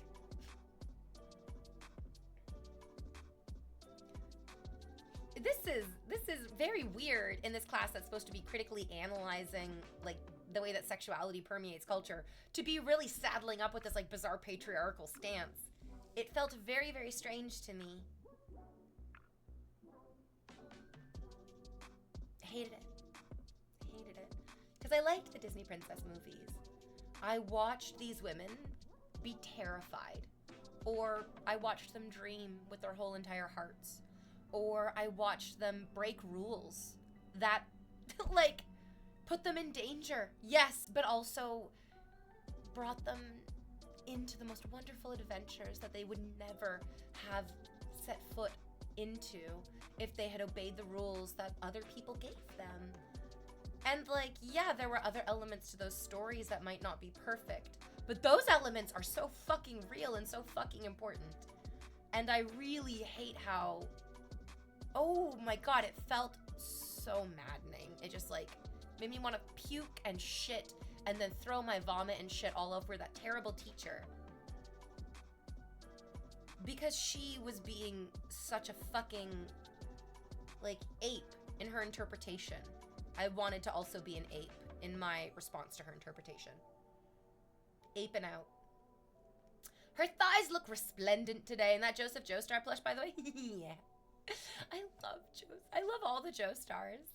But, like, Joseph is... he's something special. I thought it was quite crazy that Disney chose Wreck-It Ralph for the movie to unite the Disney princesses. Seemed like a random choice. No. It was the obvious choice for the direction that Disney has been going in. It wasn't a good choice, so I see why you're confused. Because Disney got really lucky with making a bunch of good choices at one time. And then, for whatever reason, they went, do you know what's better than making good artistic choices? Money. Money. And then, Ralph Breaks the Internet was such a nightmare. I don't even believe that movie exists. Did we bring a new toy? A new toy. A new toy. A new fetch toy. I don't understand the random hate between liking, like... oh, wait, sorry, hold on. I can't see. Yeah. Oh, why is that like that? Oh, yeah. Mundane things, like as a man, I've experienced a fuck ton of that too. Weird thing that my family did, they got no fucking clue why. They would just give me shit for playing as a girl in video games. Yep, yeah, exactly. Exactly. It's so fucking weird. It's so fucking, the reality is, no offense, Ritus, but I think you are like a man who likes women. And as you play video games, you're like, it's more interesting to play as a character that I like. And I'm a man who likes women. What's crazy is that I feel like that is like a level of internalized misogyny that your family might not even be aware of. This idea that like, as a man, you might like playing a video game as a woman, where it's like, well, yeah, I'm a man who likes women. Because a lot of people are just like, oh, default men hate women. Which is very strange. It's very, very strange that like there's a whole group of people in society who are like, default men hate women. What? Why that is?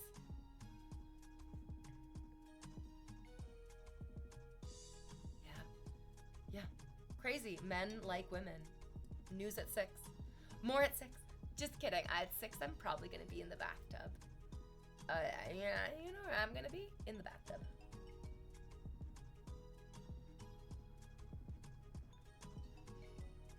You can't at anyone else in chat? Oh, is the internet breaking? Dude, even just talking about Ralph breaks the internet, breaks the internet. I love truth, I respect the truth, but I will never stop lying to myself that Ralph breaks the internet doesn't exist. I can't help it. It doesn't exist. It doesn't exist. It doesn't exist. Wreck-It Ralph is a standalone perfect film. And that's the truth. That's the truth. That's my truth. Yeah, straight from my thighs. Yeah, the thighs are thighing. You guys, I have crazy fucking bruises on my knees. You can't see them because it's over here, and you guys can't see over here. But I have crazy fucking knee bruises, which part of me is like, okay, that's good, but then that's also bad. If I'm gonna have bruises on my knees or like the fun, sexy place to have them, I'd rather have them there than like all over my thighs. I don't love having bruises all over my thighs. Highs. Highs, my puppy highs. Oh, yo. Oh. Ah. Ah. Ah. Ah.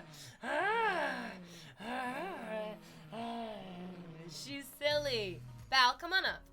Val, come on up. Let's go. Up. Give me a break. Give me a break. Just come on up and give me a break, okay? This is my French hunting dog. She's very fierce. This is my very fierce French hunting dog. She needs a bath. She's stinky. Are you a stinky dog? Yeah, you are. I love my little stinky baby. Oh, I love her so much, but I have to be kind of mean. Her new favorite thing is to sleep directly in the center of my mattress. And as much as I love her, as much as I want to give her everything all the time, I actually need to put my body in the center. Yeah, I actually need to put my body in the center of the mattress. And so I actually have to like, yeah, I have to push you out of the center of the mattress because you will just sleep in the center of the mattress. And it's too easy for me to just be like, oh, I'll just curve my body around you. And like, no, bitch, I'm not going to be curving my body around you. I will be sleeping in the mattress center that yes, yeah. Hi. She's a very well-behaved dog. She's a very, I don't know if she's super duper well-trained. And that's not her fault, obviously. It's my fault for, not training her better. I love her so much. Did you guys see that? Did you see that? Oh, I love you, baby. Yeah, oh, is that the spot? Oh, yeah, is that the spot? Oh, yeah, that's the spot! That's the fucking spot. Oh, is that the spot? Oh, that's the fucking spot. I love you. I love you, my sweet little spot. She's trained, but she's rebellious. Her bad behavior is like, it's never bad intentions. You know what I mean? Her bad behavior, you can always tell, is always the most well-intentioned. I think it's so funny. So like, we walk around the neighborhood. We know where people live because like we know all the neighborhood dogs. We know all the neighborhood dogs. And there's this one house, one of our neighbors that we walk by, and every single day, their dog will, I love you so much, their dog will bark as we walk by. The dog will be like, hey, there's a person out there. And every single day as we walk by, I hear the dog bark, and then I hear their owner inside go, hey, that's enough! And the owner, like, yells at the dog. I can hear this happening. I so badly want to print out the section of like the dog training, the section of the dog training website that specifically says, if you are trying to train your dog not to bark, the worst way to do it is to yell at them. When you yell at a dog that is barking, the dog just interprets that as, yes, we're all making loud noises. This past Christmas, I was with my ex, this like guy that I was kind of dating, and his family did that. Like she's not a barker. She really, really doesn't. If she thinks she hears somebody approaching the home, she'll bark at them. She'll be like, I hear somebody. And I think I hear somebody coming. And so she'll like do a couple of barks. Val, do you want a treat? Oh my God, her head. Val, the treats are here. Here. Come here. Come here, Val. Up. Val, come up. Come here. You're so fucking funny. Can you come on this side? Thank you. Wow. She's so activated. I had to explain to that guy and his family that I was like, you can't yell at the dog every time she makes a noise. Like, if she's barking continuously for 30 seconds, then we very quietly and we very severely tell her, but if she just like barks once or twice loudly, you just ignore that. You just ignore that and you just go, shh, no, it's fine. Huh, that's right, both of them. She gives me both. Touch. That's right, with your nose. You are so smart. And then come and lay down. Val, come and lay down. Lay down, good girl. You are so smart. You're so smart.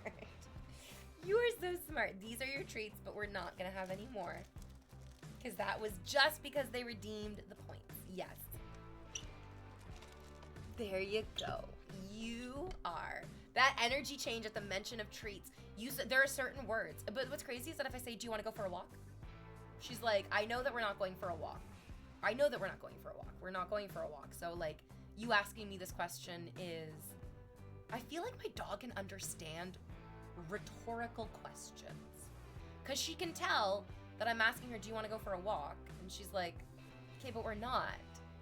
I can understand that you're asking me this question, not because we're going to do it, but because you're sort of not looking for an answer. It's the worst when someone talks shit to your dog, like, leave my child, please and thank you.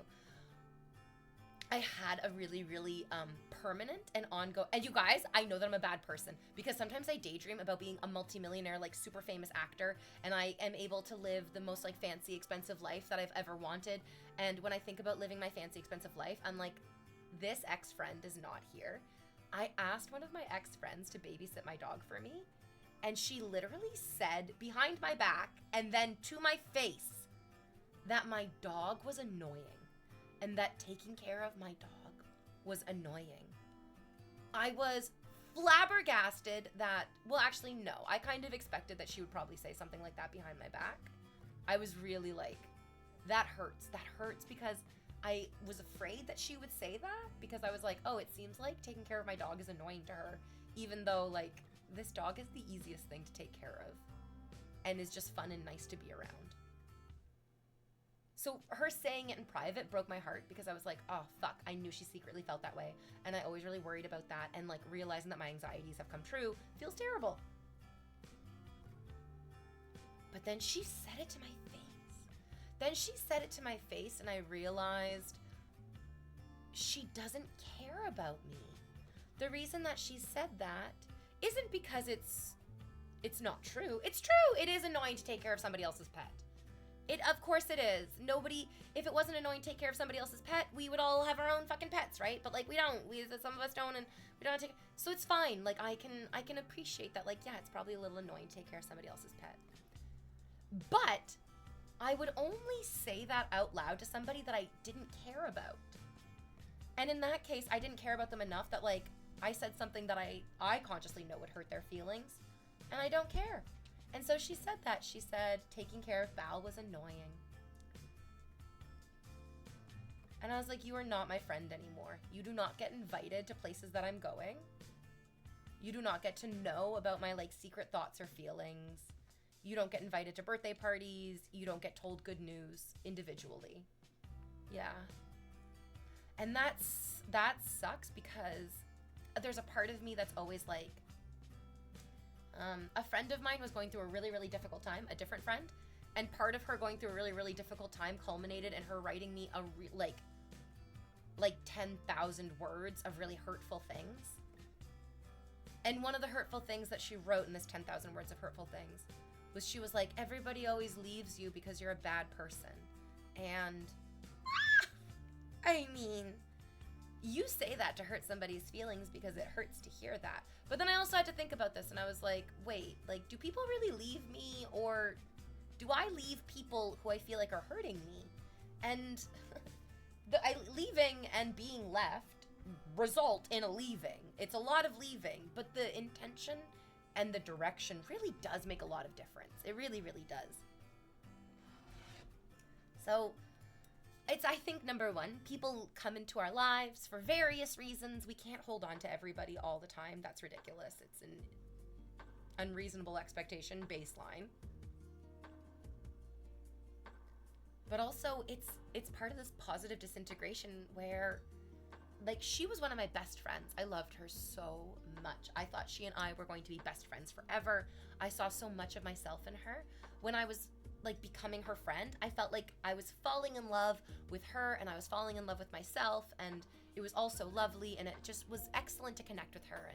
And for me, I'm like, oh, my friends are like my family. Like, my friendship is not a middling thing. My friends and I are close in a way that I really appreciate. And so losing that friendship in many, many ways, I'm like, you know what? Because I'm thinking about planning my birthday, and she's not invited. She's not invited to my birthday, but then I'm noticing that I feel like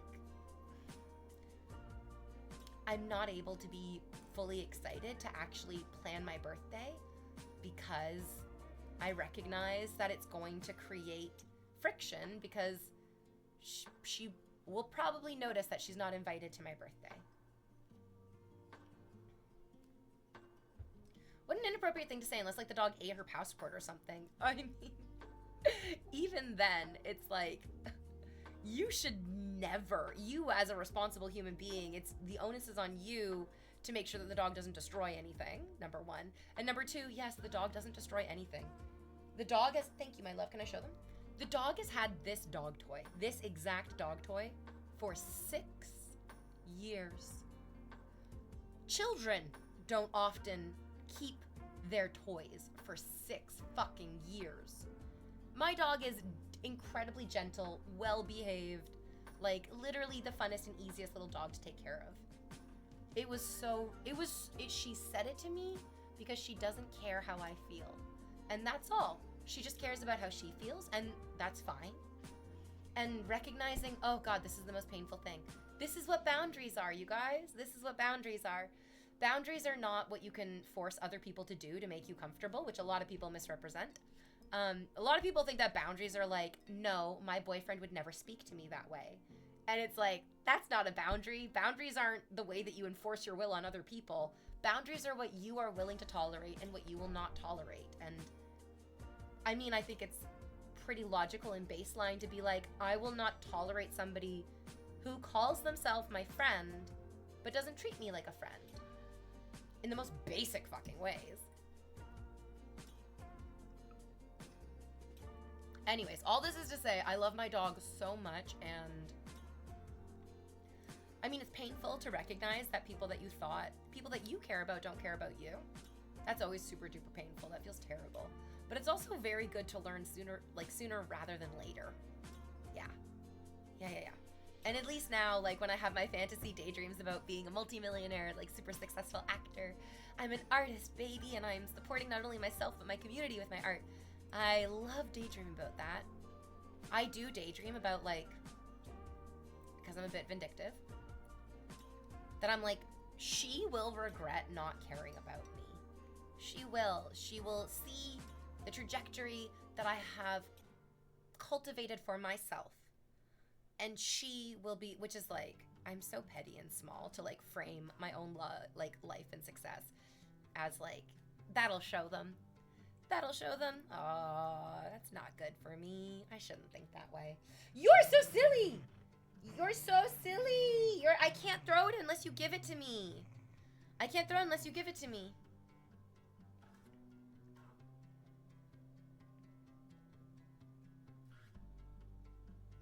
I'm gonna get it. I'm gonna get it. Is it okay I can get it? Okay, good. Go get it.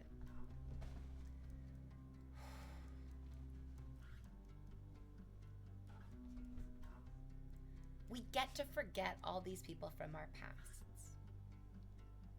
Yeah. Yeah. Yeah, the fantasy does become, they'll regret not caring about me once I do X. And that's never the point. And that's literally never the point. Yeah. It degrades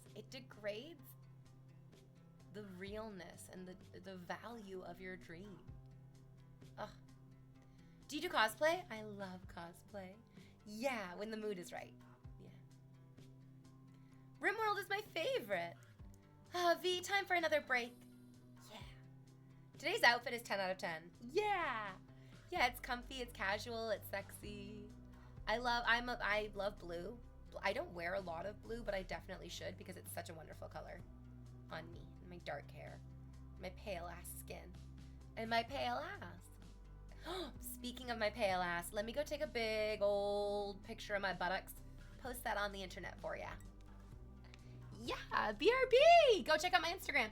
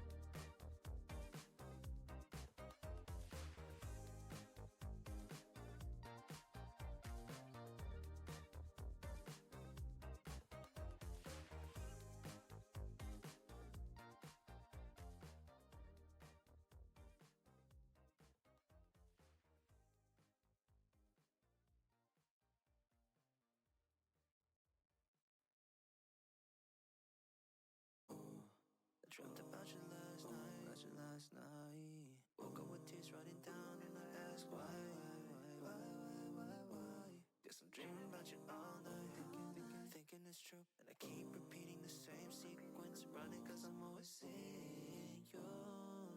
Going back to the moments I knew. You know that I'm reminiscing of the good collection of what we got in store. Funny that it happens only when we get distance between us. I see you giving up only when we get just a little bit of distance. Just a little distance between us. Still living in the past, you know I'm a broken record for nostalgia.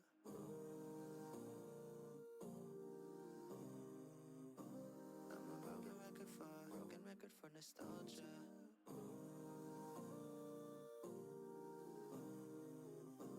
I'm a broken record for nostalgia. You don't even got a clue that I remember all the things we used to do. Friendly fire, burning each other once we got over. It always ended back to making love, back to mixing up feelings in my cup. Now my eyes are shut, unable to sleep. Got a feeling we see you. Going back to the moments I knew. You know that I'm reminiscing of the good collection of what we got in store. Funny that it happens only when we get distance between us. I see you giving up only when we get just a little bit of distance. Just a little distance between us. Still living in the past. I'm a broken record for nostalgia. I'm a broken record for nostalgia.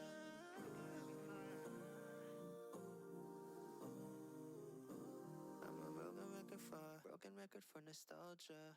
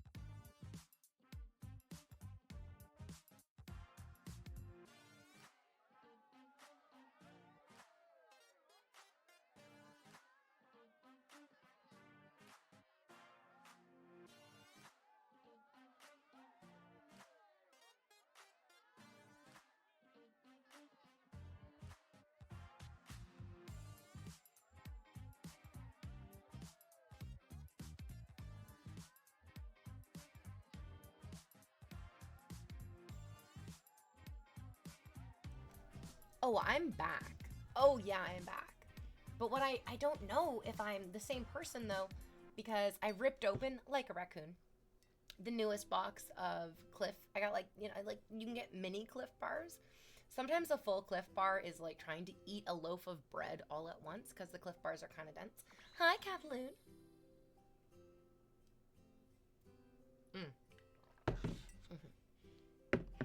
That's done.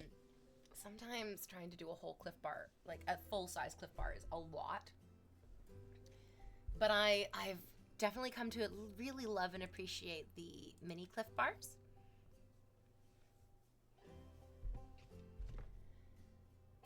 And so I just got a brand new package. I have no idea how to open something not like a raccoon because I'm from Toronto.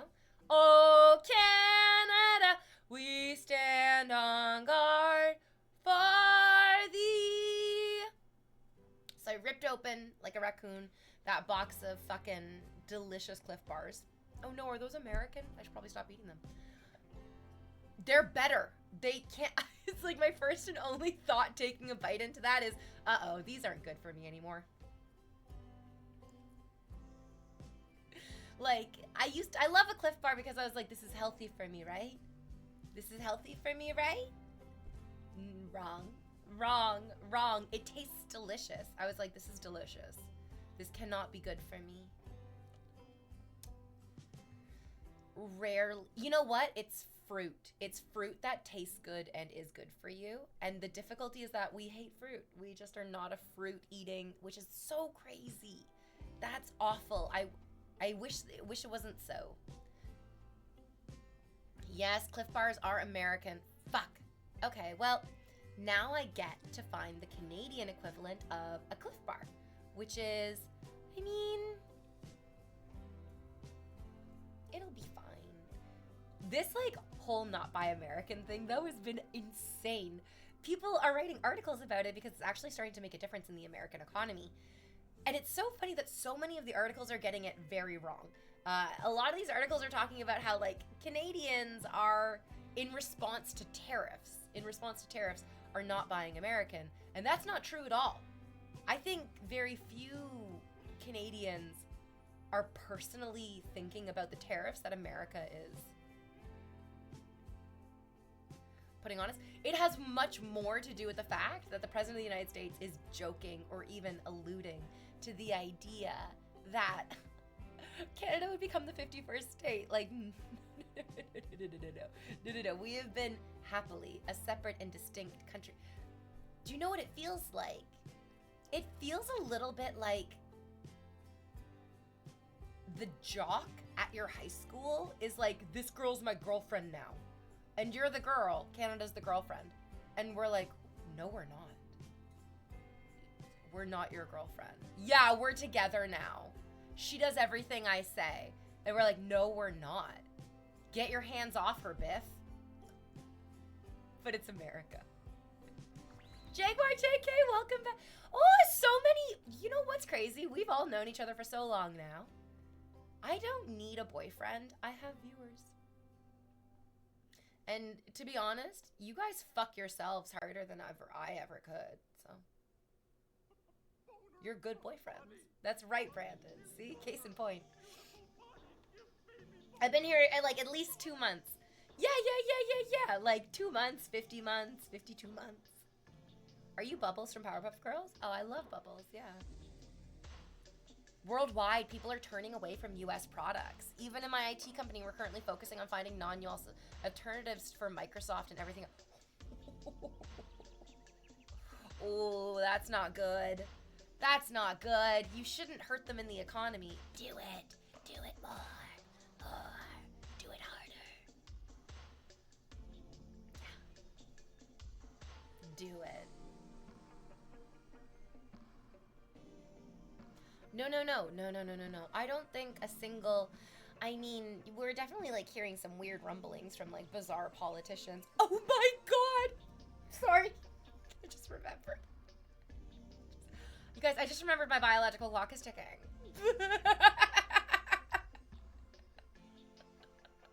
I am Canadian.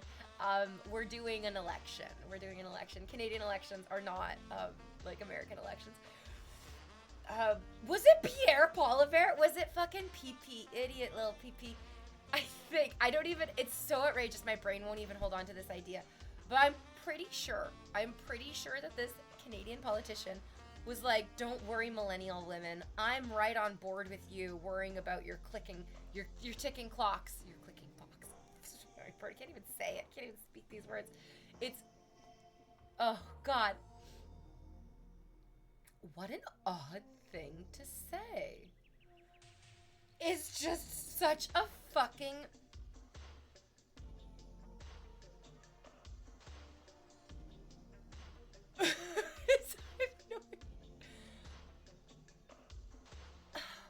Like, I recognize that, like, maybe I should be offended. Like, maybe I could be angry about this. Maybe I should be sad about it. Maybe I should be angry about it. Maybe I should be angry about it.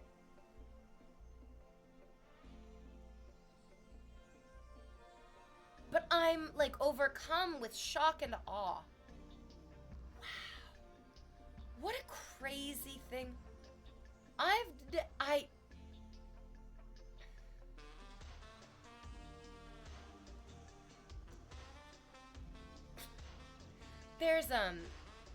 There's like rarely the very wrongest thing to do. We were talking about this earlier, where it's like this idea of aiming for perfection or just always trying to do the right thing can be really like stagnating. It can be really, really paralyzing.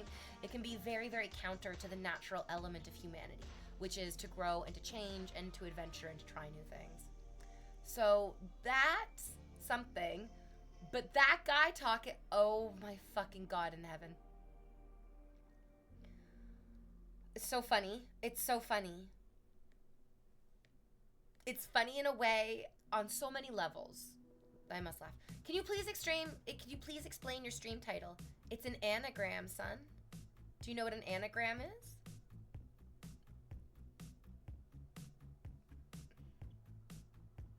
We take famous actors' names and then we rearrange the letters to create anagrams about them. Alec Guinness. Genuine class. All right, you do the next one. Jeremy Irons. Jeremy's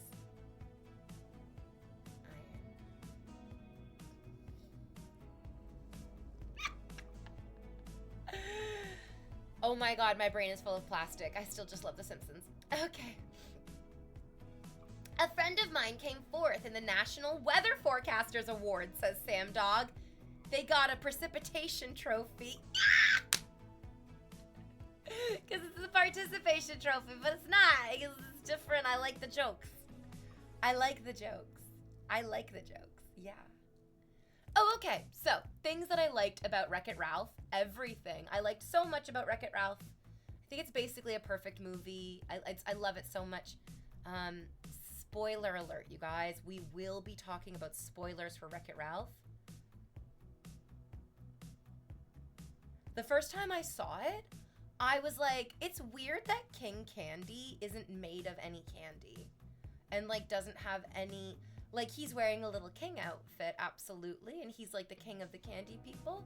But you look so... Everything is made of candy.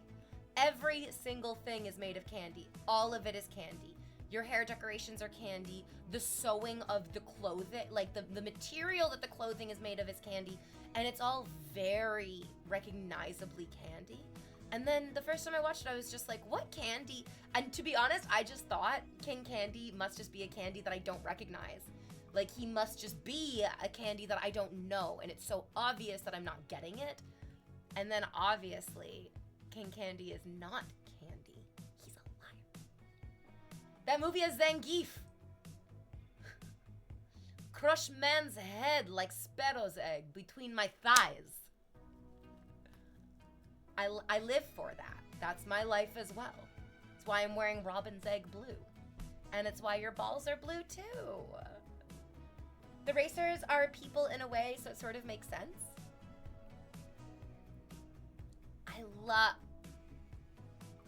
love do you guys, so there's like a little like trio of the candy people who are sort of the main instigators of the bullying towards Vanellope. One of them is Mindy Kaling. The main one is Mindy Kaling. So every time I see her, I'm just like, that's Mindy Kaling. I forget what her character's name is. There's another one. I don't remember his character name either. That doesn't matter. Do you guys want to know why? Why these three characters are important, but only one of their names is important? Because one of them is named Candlehead. Candlehead. Candlehead. Candlehead. I really love nicknames that do not flow, that do not make that like do and don't make sense. Do you know what I mean? Like they make almost too much sense. Like you see this character with a literal candle on its head. What's this character's name? And this goes back to another amazing quote from the Dipper versus Manliness episode of Gravity Falls, where Dipper is doing a big speech. He's doing like a big emotional speech to all the different manitars. He comes across the manitars in the woods, and they're half man, half tar, obviously. And he's talking to the manitars, and he's like, "You know me, manitars. I've fought with you. I've done challenges with you. We've been together from the beginning, right, Pituator?" And Pituator is there, and he's like, "Yeah!" And then he's like, "Right, Musculor?" And Musculor is there, and he's like, "Yeah!" And then he goes, "And right, sorry, I don't know your name, Beardy?" And it cuts to this guy, and in the audience, and he goes, "It's Beardy." Candlehead and Beardy. Like, you look at somebody, and you're like, "Sorry, I don't know your name, Beardy?" It's Beardy. "Sorry, I don't know your name, Candlehead?" It's Candlehead. It's Candlehead. Oh my god, I love it. Candlehead, what a great name. It's awesome. I love it, I love it, I love it. 10 out of 10 Candlehead. Live for a good Candlehead. Big Hero 6 is not a perfect movie because it has the inclusion of sex pest TJ Miller, which I really, really dislike so much that it's like the first thing I bring up and I think of. I think I also just really dislike that he's in How to Train Your Dragon as well. It's just like, fuck, all these great kids movies, and I don't like thinking about him. He makes me feel itchy and gross. I don't like that.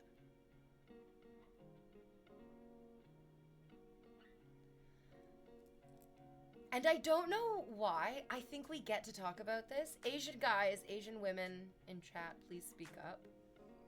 In Big Hero 6, there's like a number of Asian characters. The main character, Hiro Hamada, is Asian. His brother, Tadashi! Tadashi! Sorry, I'm still not over his death. I don't think any of us are. They're Asian. Gogo in the friend group is Asian as well. And all of them pronounce Hiro's name as Hiro. They're like, okay, Hiro. And then there's Honey. There's Honey Suckle, whatever the fuck her name is. She's like the really tall, thin, blonde one. She's white. And she calls Hiro, Hiro. She like hits the R in the way that you would if you were speaking Japanese.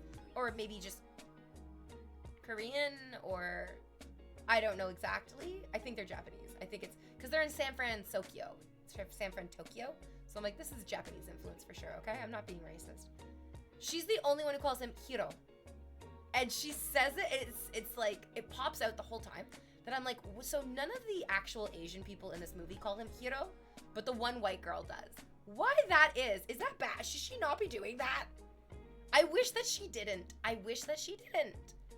I get it. I kind of understand why. I imagine that it's like a characterization of her being like deeply sensitive culturally and wanting to honor the like cultural heritage of his name by saying it appropriately. But I'm also like, why is only the white girl doing this and none of the other people, even and especially the other Asian characters, not doing this? And then I wonder, I'm like, oh, is it because if like an Asian character spoke in that way, people would be like, learn how to speak English, which feels really racist and scary. Do Asian people in movies and TV have to like act white? Oh my god. Institutionalized racism. No. Do you have any starting outfit recommendations for someone who is new to being a girl? Oh, you know what? Even this is good advice for people who have been allowed to dress as women for their entire lives. Because if you're a woman, if you're a girl, you're a girl. Yes. Have you been allowed to dress the way that you want to as a girl? No. That's a big part of womanhood. Congratulations. You've always been that way. And you're just as much of a woman as I am, baby.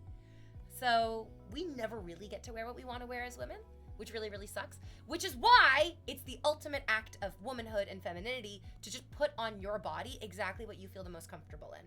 So like, I definitely promised my audience several times that I was going to be wearing like a tight black leather outfit with like all this fun stuff, and I keep wanting to put that on my body. Like, I keep really wanting to put that on my body. It keeps not going on my body because my body just wants to wear more comfortable, soft, bright colors.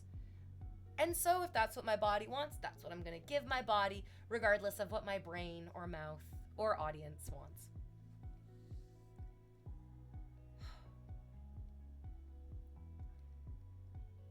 Yeah, there is a lot of institutionalized racism in the entertainment industry.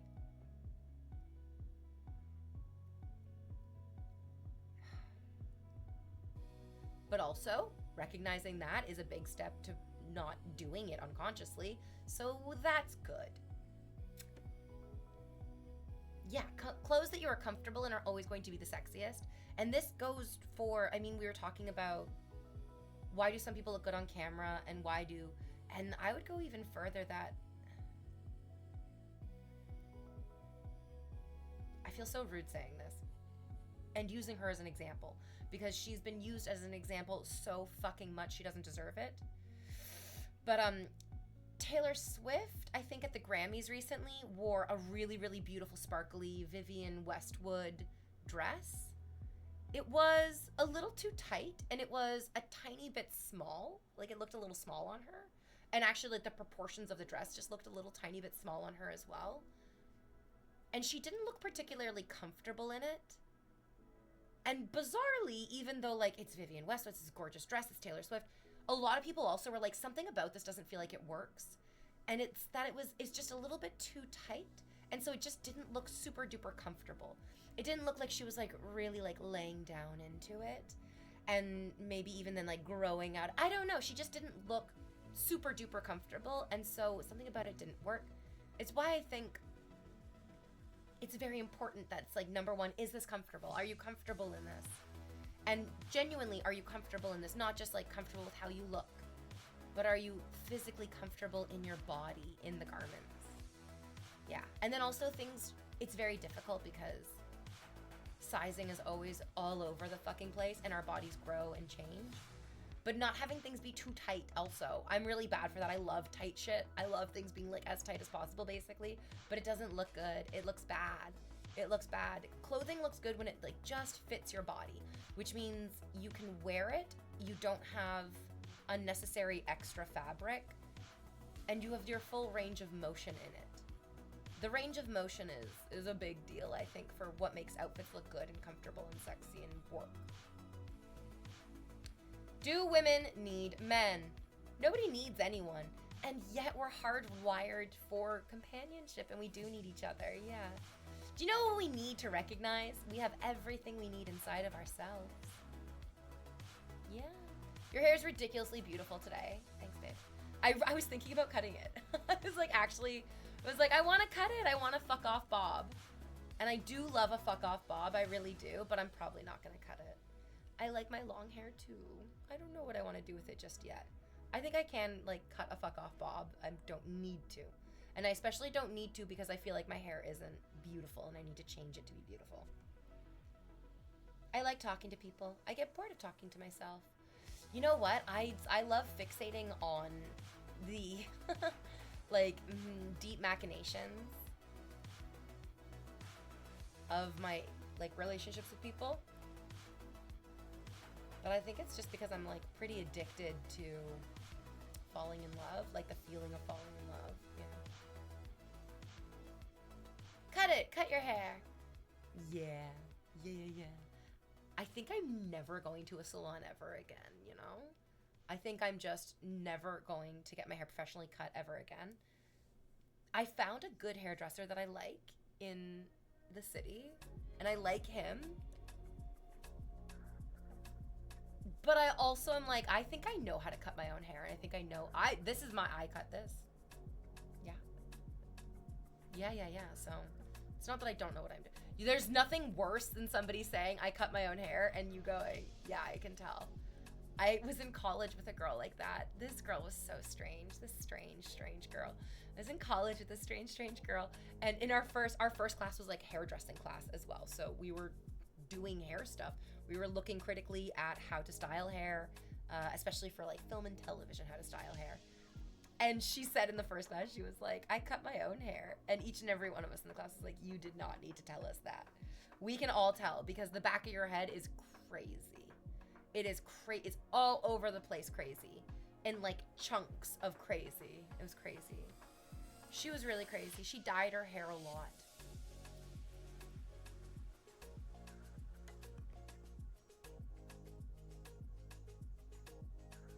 I like when people dye their hair.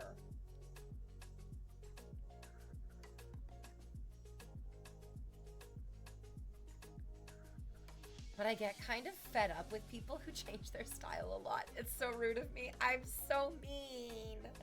Oh no. My Twitch stream doesn't need to be me confessing the worst parts of myself. It really doesn't need to be. And yet here I am just doing these things. People who change their hairstyles a lot. Like people who are always like dyeing it a new color and like different like extensions and then just cuts. People who chase what's trendy, like what's the cool hairstyle, what does everybody else have? I judge them. I don't like them. I like people who find a distinct personal style and then lean into that. I really like that. I'm so pretentious. I hate listening to myself talk this way. I'm so pretentious. No, we're idiots. This is such a stupid, fucking idiotic thing to judge people for. What we're saying is I'm judging people for just doing things with their own body. Wow, we deserve to be judged for what we're doing with our own judgment, which is nothing good. Nothing good will come of that. What do you think of like a classic bob? I love my hair in a bob.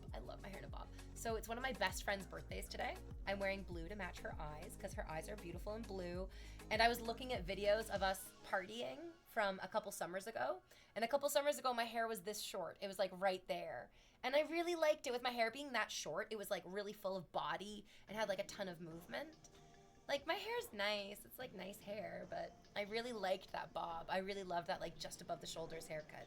It felt like it was really like young and energetic. I loved it. But then I could also like make it really sleek and fancy as well. What about just like leapfrogging off of other styles?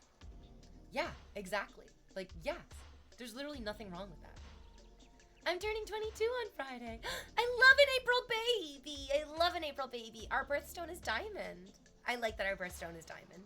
It makes me feel like we're the best birthstone because we're diamond. We're diamond. But we're not dying young in April. No, April babies, also spring babies are so healthy. Spring babies are so super duper healthy because we're born and the weather just gets warmer and nicer and sunnier. And we do so much growing in those first like 5-6 months of life.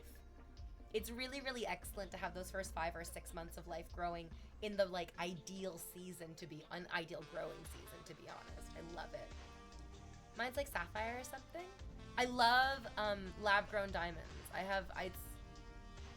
I also judge people who judge lab grown diamonds.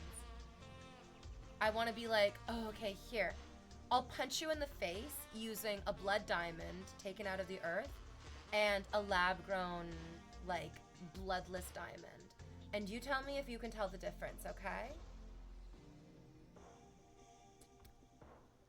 Hello? Like, we have created diamonds! What's not to fucking love about that? Who would turn their nose up at? It's preposterous. It's a preposterous situation, I'm telling you. It's stupid. I turn my nose at it. I love a lab-grown diamond. Yeah. You have a lab-grown diamond. Do you have it's like on an engagement ring, or do you just like have diamond jewelry? I think I read in Breakfast at Tiffany's that Holly Golightly feels that having diamond jewelry is tacky before 40. And I was like, oh my God, she's absolutely right. Oh my God, Truma Capote, you're right, bitch. Thank you for defining femininity for decades to come.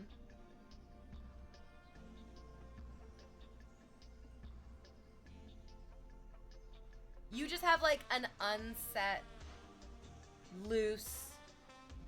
What does cut mean? That makes me feel like you're lying, because I'm like, that's not how people talk about diamonds. Loose cut? There's no such thing as a loose cut. I don't think, right? To be honest, I don't know how people talk about diamonds, but that seems wrong. My birthstone is sapphire. Such a pretty stone. I love sapphires. I love sapphires. Rightus, have you watched Steven Universe? Sapphire was one of my favorite characters. I did a Halloween costume as Sapphire with my roommate Michael as Ruby. Yeah. I have a few loose stones. Not all of it. Oh, I love Steven Universe. Love it. Live for it. Yeah. My favorite.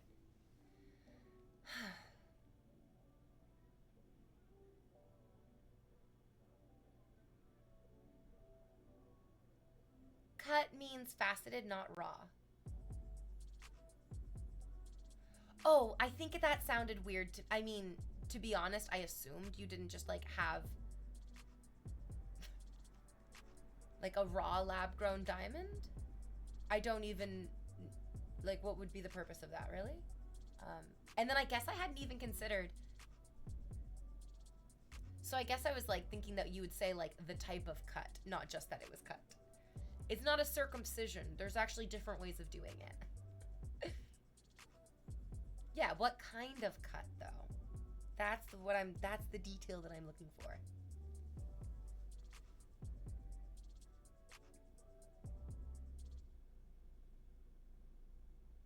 You said that you own lab grown, but okay, wait a minute. I don't want to point out that you're being kind of an asshole by correcting me because you were unclear in your statements. No offense. You don't need to correct me. You can correct yourself, which is actually what you should be doing. You should be correcting yourself, my dear. Yes. Yeah. Imagine being like, oh, under the microscope, it's too perfect, so it's a fake diamond. It's just so... Veblen goods. Veblen goods. Veblen goods. Which are just, they don't... There are certain things that I'm like, are these Veblen or are these worthwhile? So like, I really want a pair of Louboutin heels. They look very beautiful. They look so beautiful. I'm like, oh, they seem kind of timeless. And that timelessness feels worth the price tag. And then also, because so many people wear them, I imagine they're, having never tried them on, I'm like, oh, I imagine these are pretty comfortable. So I'm like, are these shoes timelessly beautiful and comfortable and therefore an excellent use of this money? Because like, footwear is pretty important to humans. It's a big part. If you've ever been to Toronto, you absolutely have to check out the Bata Shoe Museum, not BAFTA. The Bata Shoe Museum. Go check out the Bata Shoe Museum. It's so cool. You can really learn a lot about humanity through their footwear and their relationship to footwear. It's really, really cool. So like, are Louboutins Veblen goods, or are they actually worth their fucking cost? I don't know. I can't know. It is not for me to know. It is for me to wonder about and then to discover, I guess. It's more about the journey than like the understanding, I guess. Yeah. You have an ancient cut diamond, ancient style diamond. Okay, so you've been talking a lot and yet saying very little. I think it's good that you stopped typing and that it's mostly just me talking now. That's good. Communication is difficult and we're not all gonna nail it every single time. I guess it's just most important that we think about what are we trying to add to the conversation and why. What's that like acronym?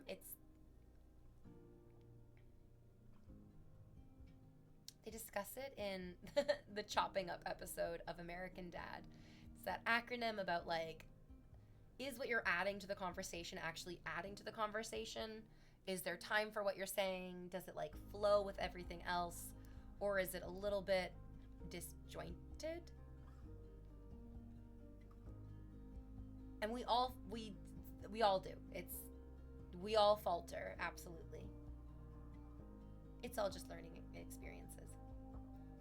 I like paying a little bit more for shoes. Shoes will be worn, like, no matter what I'm doing. So sometimes it's like more durable. Oh my God, a good pair of shoes really is all the difference. Because again, we were talking about how do you look good? How do you like appear attractive? These like very, very basic, important blocks of existence.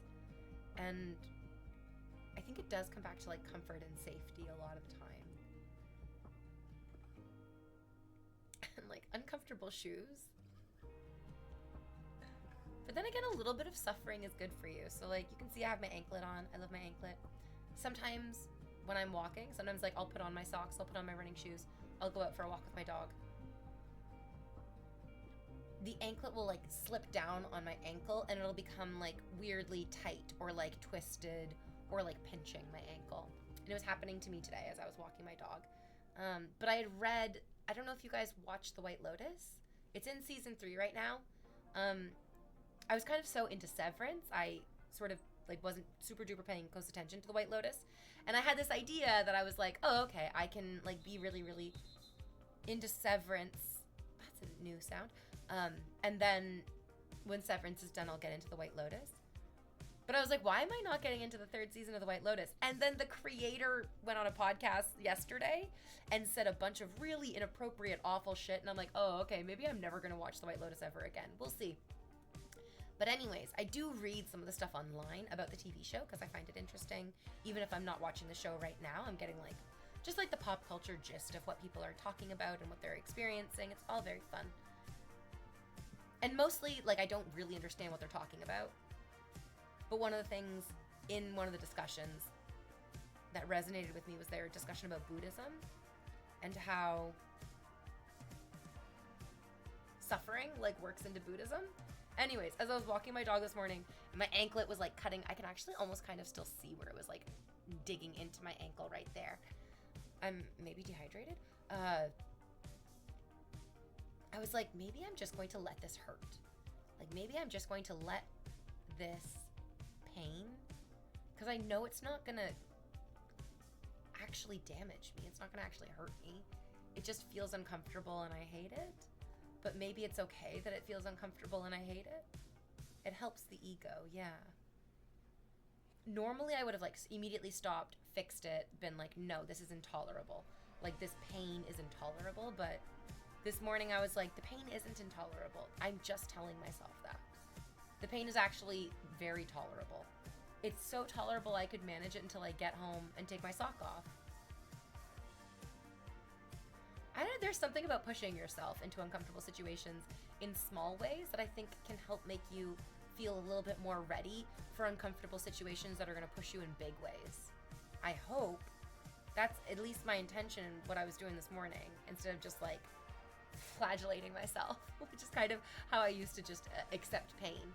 Be like, you should suffer and be in pain because you deserve it, is very, very different than I can suffer and be in pain because that's part of life and it won't kill me. And maybe there'll be some value in the suffering and the pain. The truth is, when I got home and I took my sock off and I like was able to like move the anklet and like itch my ankle and like have that whole experience.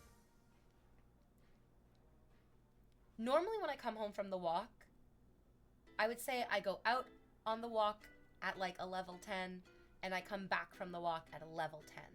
I'm doing it to go relax, but it's also a little bit stressful to go out, and so it kind of evens out. Because while I was on the walk with the anklet, like digging into my ankle flesh and like really, really tight and pinching and painful, I went out on the walk at a 10. I sort of suffered through the uncomfortable parts of the walk, which like lowered my overall experience in that moment. But then when I got home, took my sock off, relieved that irritation, all of a sudden I was like, I feel like a 15. I feel like that walk gave me way more all of a sudden than just that experience of relaxation. I feel like it was like a little bit of a lesson in relaxation.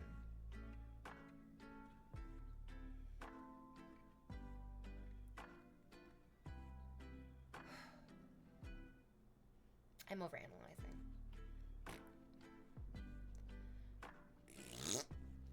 fart noises from now on, okay? I like to talk because I guess it makes me feel smart, but I'm so fucking stupid. So maybe just fart noises from now on. You guys type things and I will respond with fart noises.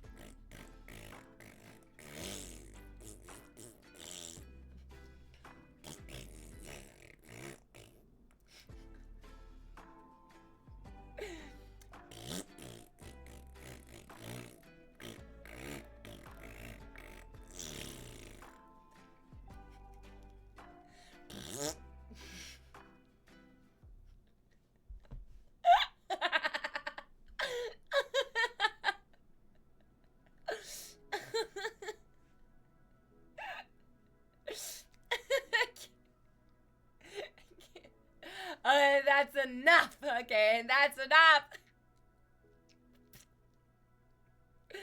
I really don't think I could do any more of that, although I feel like I should. It's a very compelling argument, V. This is some high quality streaming. You're making some real interesting points there, V. Oh, fuck, I was listening to you in the background. I thought these were real farts. And the crowd goes wild. This is peak yapping. You guys, kite karma, don't use that word. That's not a nice word. Can we please use nice words, please? I am curiously aroused. You guys, I'm so good at fart speak. Okay, listen to this. I am curiously aroused.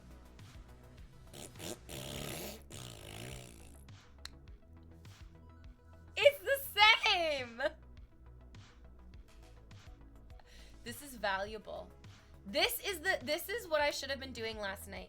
When my teacher said, okay, go ahead, do the scene, but make them laugh, I should have gone in and just done the whole thing in fart noises. I'm glad that I didn't, because there was actually, like, my microphone is fine. I can spit all over my microphone, and that's absolutely loud. And there's no problem with that whatsoever. But I couldn't have actually, like, I was spitting a lot just now. And I would have spat all over the microphone and, oh no, you guys, oh fuck! You guys, I'm never leaving my house again. There was measles exposure in downtown Toronto earlier this week. It was in a pizzeria. It was in a pizzeria and on the Via Rail train. So it sounds like maybe somebody going to work, like working a shift maybe. Yeah, measles. Literally a measles. And like I think I got a measles inoculation. I'm literally about to go to the doctors and be like, give me a new measles inoculation. You guys, you do not want to get the fucking measles. It resets your immune system, which is horrific. Your immune system is the most sophisticated and important blockade between you and infectious disease. And having that be reset to 0 is like a death sentence, essentially. You spend your entire life building up your immune system's, what is it called? Your immune system's, like, history, the knowledge of its history. Wait, it doesn't just erase the immune system's memory? Wait, does it actually prevent it from I mean, I guess, like, trying to redo it is. There's, like, what's the fucking point? You've been cultivating that since you were a fucking baby. Yeah, oh shit. Anyways, not excited for that. Definitely a lot of hand washing. Oh man. And then also just recognizing that, like, we're more healthcare oriented in Canada than our neighbors to the south. So, hi kitty. Guys, the kitty's here.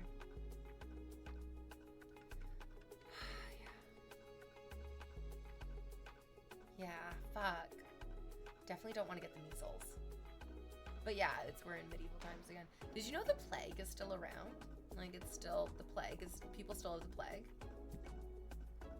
Wild. Wild that we live in this world. No, kitty, come here. Come on, kitty, come here. Come on, kitty, come here. Nah, you fuck. She's gonna go into the kitchen. Oh, you can see her little tail. Oh, kitty. Oh, everything she does is perfect, even when she deserts me. Love it. Aw, your legs are so beautiful. Yeah. I've heard that. Measles is our thing. You get your own national disease. Oh my god. These shorts are really working for you. I didn't realize that for my entire life I was wearing the wrong denim. I have an abnormally large ass. And I need denim made for abnormally large asses. So these shorts are made for people with abnormally large asses. And I love them. They fit me like a glove. Yes, you're gooning to my fucking Instagram. Yes, you are. Yeah, because again, the shorts actually fit. I'm not trying to squeeze my abnormally large ass into jeans that are not made to accommodate abnormally large asses. Yeah.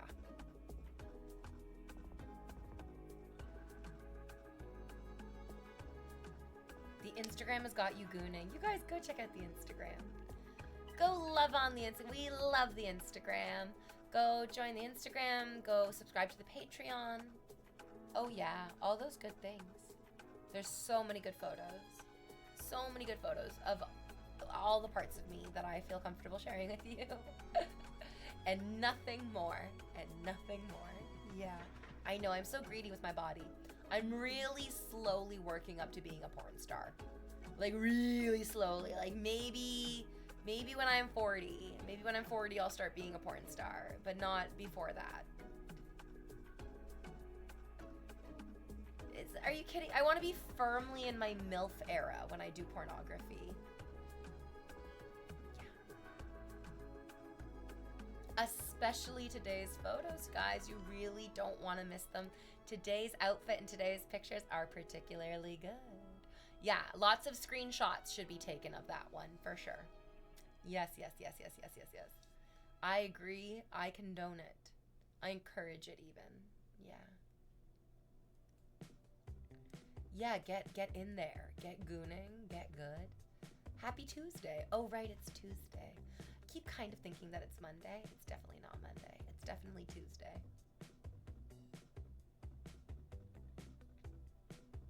The difficulty is that the weekend felt like it didn't happen because I was so fucking under the weather. It just felt like the weekend was like one big long sick day instead of like 3 separate individual fun days.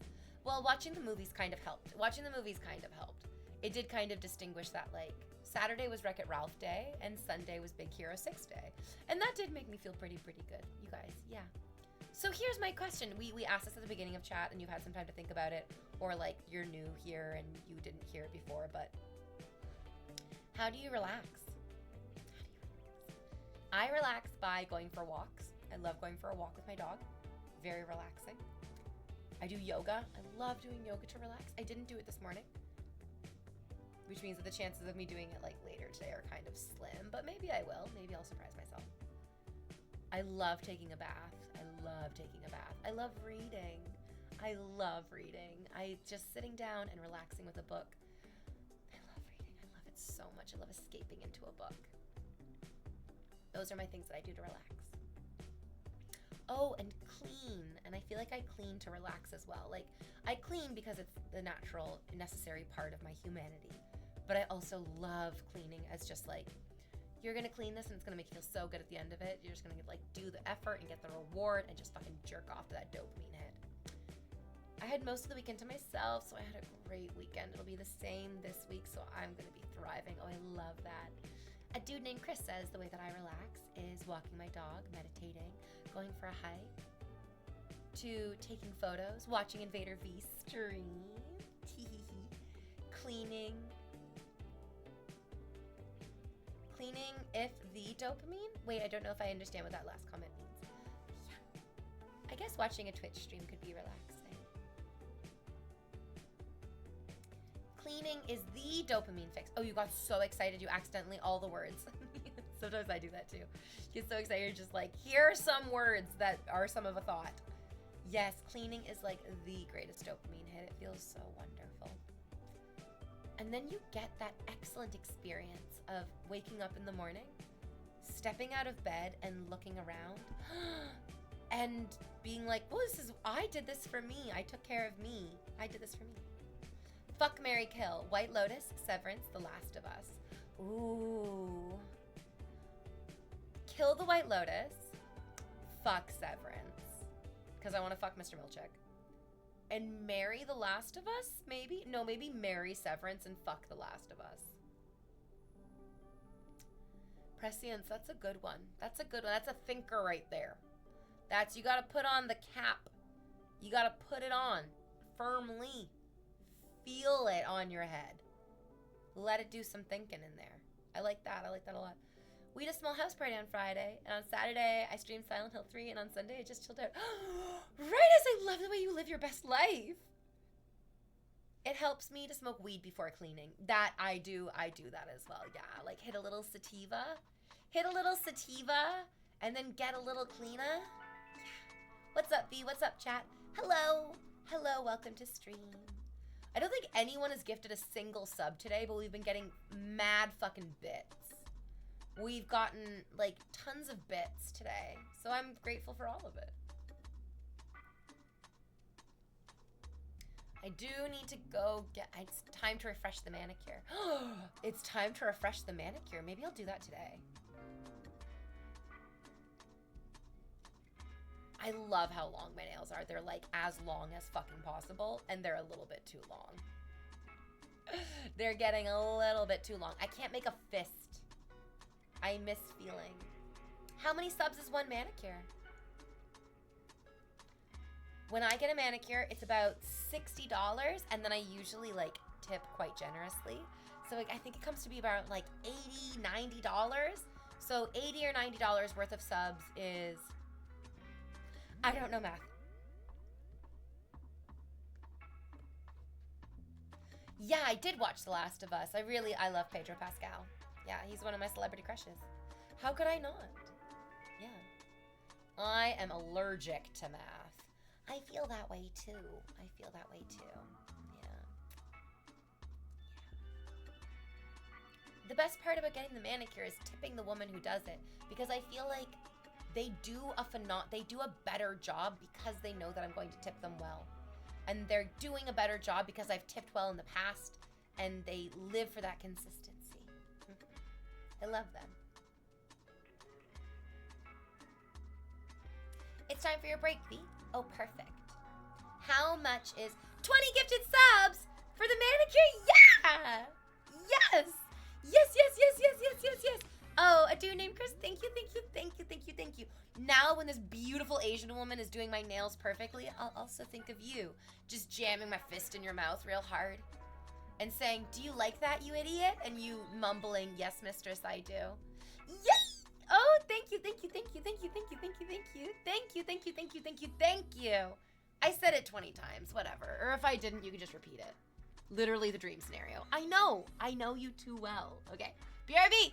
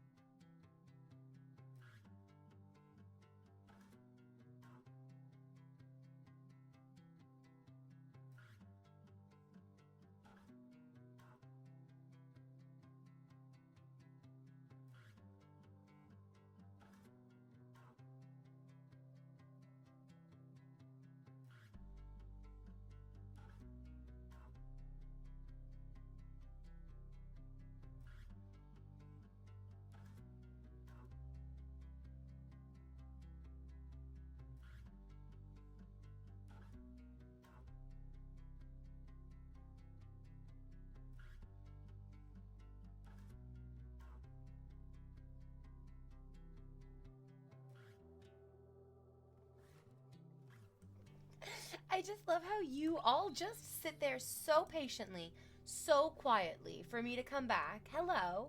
Thank you again so much, Chris, for that, for those gifted subs. They're still rolling in. Thank you for the gifted subs. They're going to go towards my beautiful manicure. You also get to stay on the leaderboard for the rest of the day and the rest of the week as the number one. You guys, fill in the leaderboard. Whee! Yeah! I was thinking that I would maybe get a different nail polish, but then I'm like, no, you can't handle change. I don't know if I can handle change. I like things the way that I like them. And, oh, bye KG, have a good day. I always get my nails done the same way because it's familiar and it matches everything and I really, really like it. No, maybe next time. Maybe next time I'll do something different. Part of me wants to get the metallic cat eye because I think it looks really beautiful and like also very magical and very clean and well done. But then I'm like, no, I like it. I like it this way. I like it this way. And also there was a post on Reddit this morning of somebody getting my exact fucking manicure asking, how do we feel about this?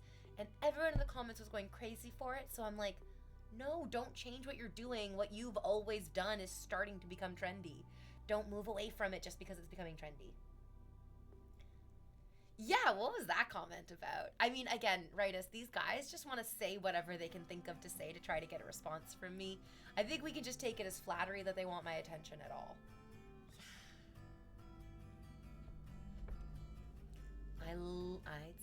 Frickin' getting my nails done is my favorite thing in the entire world.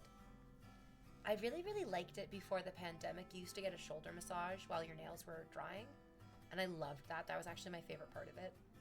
The shoulder massage is my #1 favorite part of it. I feel like I have no idea how to relax my own shoulders, even a tiny bit. I've been working on it. That's why, like, I'm hounding you guys being like, how do you relax? How do you relax? Because I just learned how to do it and the value of it. So I'm like, oh, everyone needs to do this. We all get to do this. I liked it because those ladies helped my shoulders relax. They, like, purposefully fucking elbow in there, chin. They didn't use their elbow or their chin, but they did use their fingers. And yeah, since the pandemic, they're like, no, we're not going to touch you, you dirty, awful people, which is fair because, I mean, what did we learn from the pandemic? We are dirty, awful people. So many people being like, wow, for the first time I'm learning how to wash my hands properly is like, oh dear God. Oh dear God, no. No. 3 double shots of whiskey to start the relaxation process. No, alcohol is poison. But then also remember those delicious cocktails that we got. I loved those cocktails. I liked those cocktails a lot. Alcohol is a poison, but sometimes tasty. I currently relax in complete solitude. Oh, I love that. Yes, yep. That's my favorite too. That's my favorite too. But then that's also why I'm like, okay, you have that. That's your favorite. But you have to learn how to be able to relax around other people too. This weekend, even though I wasn't feeling very good, I did go out to one of my favorite cafes and like sit for about an hour reading my book and like existing in the world as a person and trying to like find that little moment of solitude in public. And I'm really, really glad that I did it. It genuinely exhausted me, I think, because the rain was just so fucking oppressive. I'm not disagreeing, but they're not wrong either. Lee Talk says, you're beautiful. Thanks. If you take a shot of pickle juice after the liquor, it helps so much. Pickle juice? What? No. If I say pickle juice 3 times fast, who's gonna show up? Who's showing up for that one? If I learned anything today, it's that relaxing is best done by blowing a raspberry. I can't wait for that fart, just the me farting for like 30 seconds. I can't wait for that to come back and haunt me. Hooray for my life before that. Because it's over now. What book are you reading? So, for fun, I'm rereading Project Hail Mary. I think I might re-dive into N.K. Jemison's books because I love her writing so much, and I like love reading them over the summer as well. But I'm redoing a read of Project Hail Mary because it's just like frivolous and like light, and I can jump into it any time and know that I'm going to like enjoy the few short pages that I read when I have time. But then I also got my copy of What Happened to You, which is a book written by a doctor and Oprah Winfrey. It's not just Oprah, but Oprah helped write it, and she's had a lot of life experience that I guess is valuable. So anyways, this book, I've heard this book like lauded all over the internet. What Happened to You is really, really good. So I'm thinking that I'm gonna try to start reading that one. I feel bad that this last idiot guy that I like stupidly dated said to me that he just made like an uncomfortable observation about how when I learn something new, I apply it to every like situation that I'm in. It felt really rude the way that he was framing it. It didn't seem like it was a nice thing that he was pointing out to me. And so now I have this like little mental block where I'm like, oh, I want to read this book. Oh, but am I going to do that thing where I'm like, oh my God, this book applies to everything that happened in my life again, which is not a bad thing. I don't know why when he said it, maybe his intention wasn't even for that, but now I have this like new anxiety that I get over. It's Pickle Rick will show up. Oh, fuck, right? Yeah, exactly. Oh, the farting's gonna be on the subreddit. I look forward to it. I look forward to your gooning to my fart sounds. Pickle chasers, but only on Wednesday. And that's one of the coolest things about you. It's a good sign. Especially you share that knowledge with others. It's not just like a relaxation thing. Relaxation is good for everyone. Your beauty is so uplifting, says Nocturnoble. Thank you. You've learned something new. When he said that to me, my immediate response was like, okay, so you're describing that I'm learning and then applying my knowledge? That doesn't seem like, it just felt like such a weird thing to point out in any negative way. And then pointing it out in like a quote unquote neutral way feels like, okay, but that's kind of negative because this is a positive personality trait. Like, I don't think I need to feel self-conscious about this, and now I do. Ugh, I hate it. Anyways, this is more of a lesson in me being comfortable in expressing and maintaining my own boundaries, and less about like the ways that men are bad. The gooning. Isn't that the point of learning something new, so you can apply it to what happens in your life? Exactly. Like, exactly. Exactly.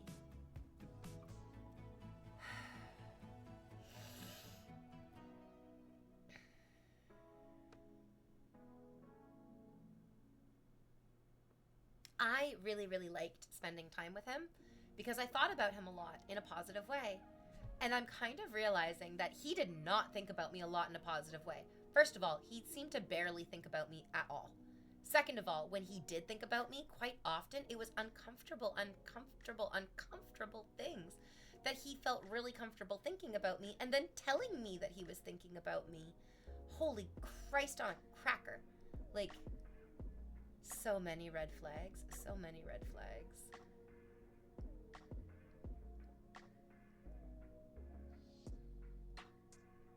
I get to keep reminding myself of why these past relationships,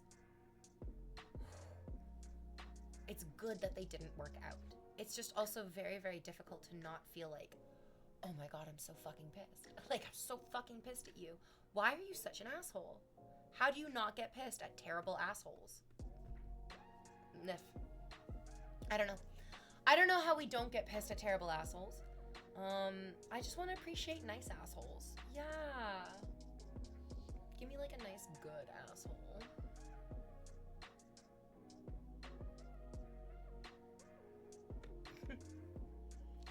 Rarely do we get it. Rarely.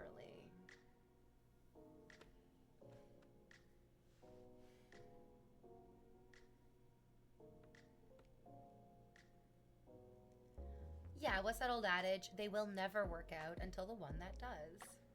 And it's me, and I'm the one that does. Yeah. Same says Putasso.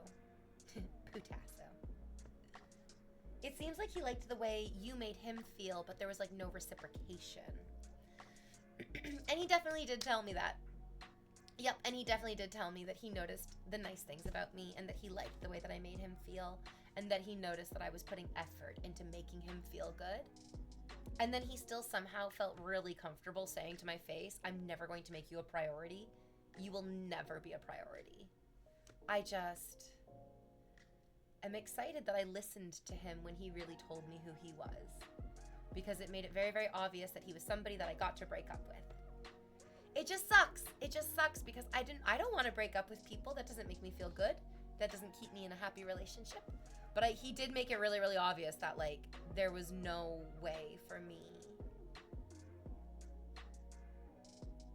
It was just a him problem. There was no way for me to do anything. It was definitely a him problem.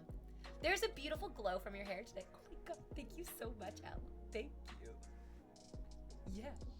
Is this live? Roasting! It is. It is. It is. The big hair is always great. I love my hair. I love my hair. My crowning glory. Also, just like the Dyson Airwrap is a fucking godsend. Oh, and Elle, I don't know what your grooming habits are, but if you're not using a specifically metal detoxifying shampoo and conditioner like once or twice a month, you are not being kind to your hair. There is metal residue buildup. Our water is so heavy. Heavy metal water, which is great. It means like it tastes really nice. And I love it. Straight from the tap. LOL, oh well. No, L, oh my God. Just get a fucking metal detoxifying shampoo. What's nice is that it's like salon quality, so you use it once or twice a month and it feels like your hair went to the salon. Because you're like, oh, it's extra, it's this. Yeah, this is just using a metal detoxifying shampoo like once or twice a month. And then like a little bit of hair oil, because I have fine hair. Yeah, I got fine hair. I got real fine hair. Yeah, it was a him problem, and I do get him in fucked up ways. He's also an asshole for trying to seek romantic attention after his relationship ended while not wanting to show any reciprocation.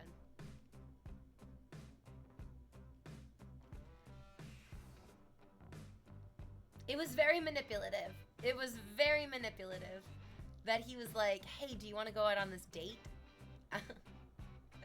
And then when we were on the date, he's like, you better not have any expectation of me actually dating you. Was like such a bait and switch. It was such a bait and switch. How do you, as like a polite person in society, not just be like, oh, so go fuck yourself? What? What a ridiculous fucking beat around the bush. Like, no, thank you. But now I know. And it's more valuable that I know now. Truly.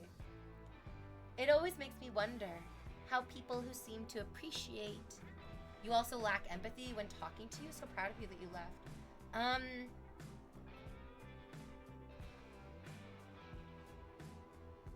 I mean, honestly, I just think that these guys are not thinking that hard about it. I just think that these guys have other things on their minds, more important things to them, and my feelings and my thoughts to them are just like, V was fine before she met me, and she doesn't really seem to care that much about me either, and so she'll be fine after me, and they're right. I don't think these guys are particularly doing anything like exactly wrong in what they're doing to me. Do I see bad patterns in many people's lives, including my own? Yes, absolutely. And like, it's frustrating to be on the receiving end of bad patterns, but a lot of us are in this position, and it's because our boundary is that we allow it to happen.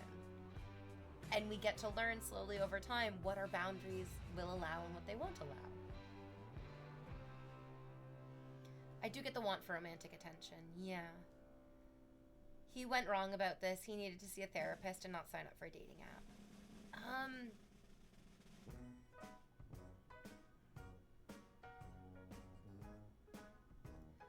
Yeah. He talked about how he had done a lot of therapy so that he could be really present. Like, I remember him telling me that. And him telling me that as, like, which is very strange. He felt very insistent that I should really want to date him, and that he was the one in control of saying whether we dated or not. It really felt like he wasn't giving me a choice in like liking him or not, because so many of our interactions were him like really purposefully ticking a lot of my boxes. And I was telling him, I was like, oh, these are the boxes that I would want to be ticked. And he was like, I tick all of those boxes. And it's like, okay, that's great. So why are you telling me that you tick all these boxes, that you meet all these criteria, if only then just to turn around and say, I do all these things, but not for you. But not for you. It was very manipulative. And I get it. I get that, like, in his past relationship, he was playing, like, the support role. And so he didn't want to be, like, trapped in a support role. But then, oh, man. It's like love bombing. It was like love bombing, absolutely. And then that evaporated really quick. That evaporated so fucking fast. Which is very good to notice. It's good to notice it evaporating and not thinking that, like, oh, what did I do to make him change or be something different? It's like, I didn't do a thing. I am very consistently me, to the point that it annoys people. Why do you sit there like that every single stream? Because this is me, baby. This is who I'm going to be every single day. Without knowing more background, I could also get the impression that he simply wanted to inflate his own ego. And that's why he, like, tried to show up in chat so casually after ignoring me all weekend. Which, like, really was just that was the last straw. I was like, that's strike 3, you frickin' weirdo. You definitely don't ignore me all weekend and then just try to, like, saddle up into chat so you can, like, rub elbows with my audience members like the big shot you think you are. It was very off-putting and very illuminating to his character.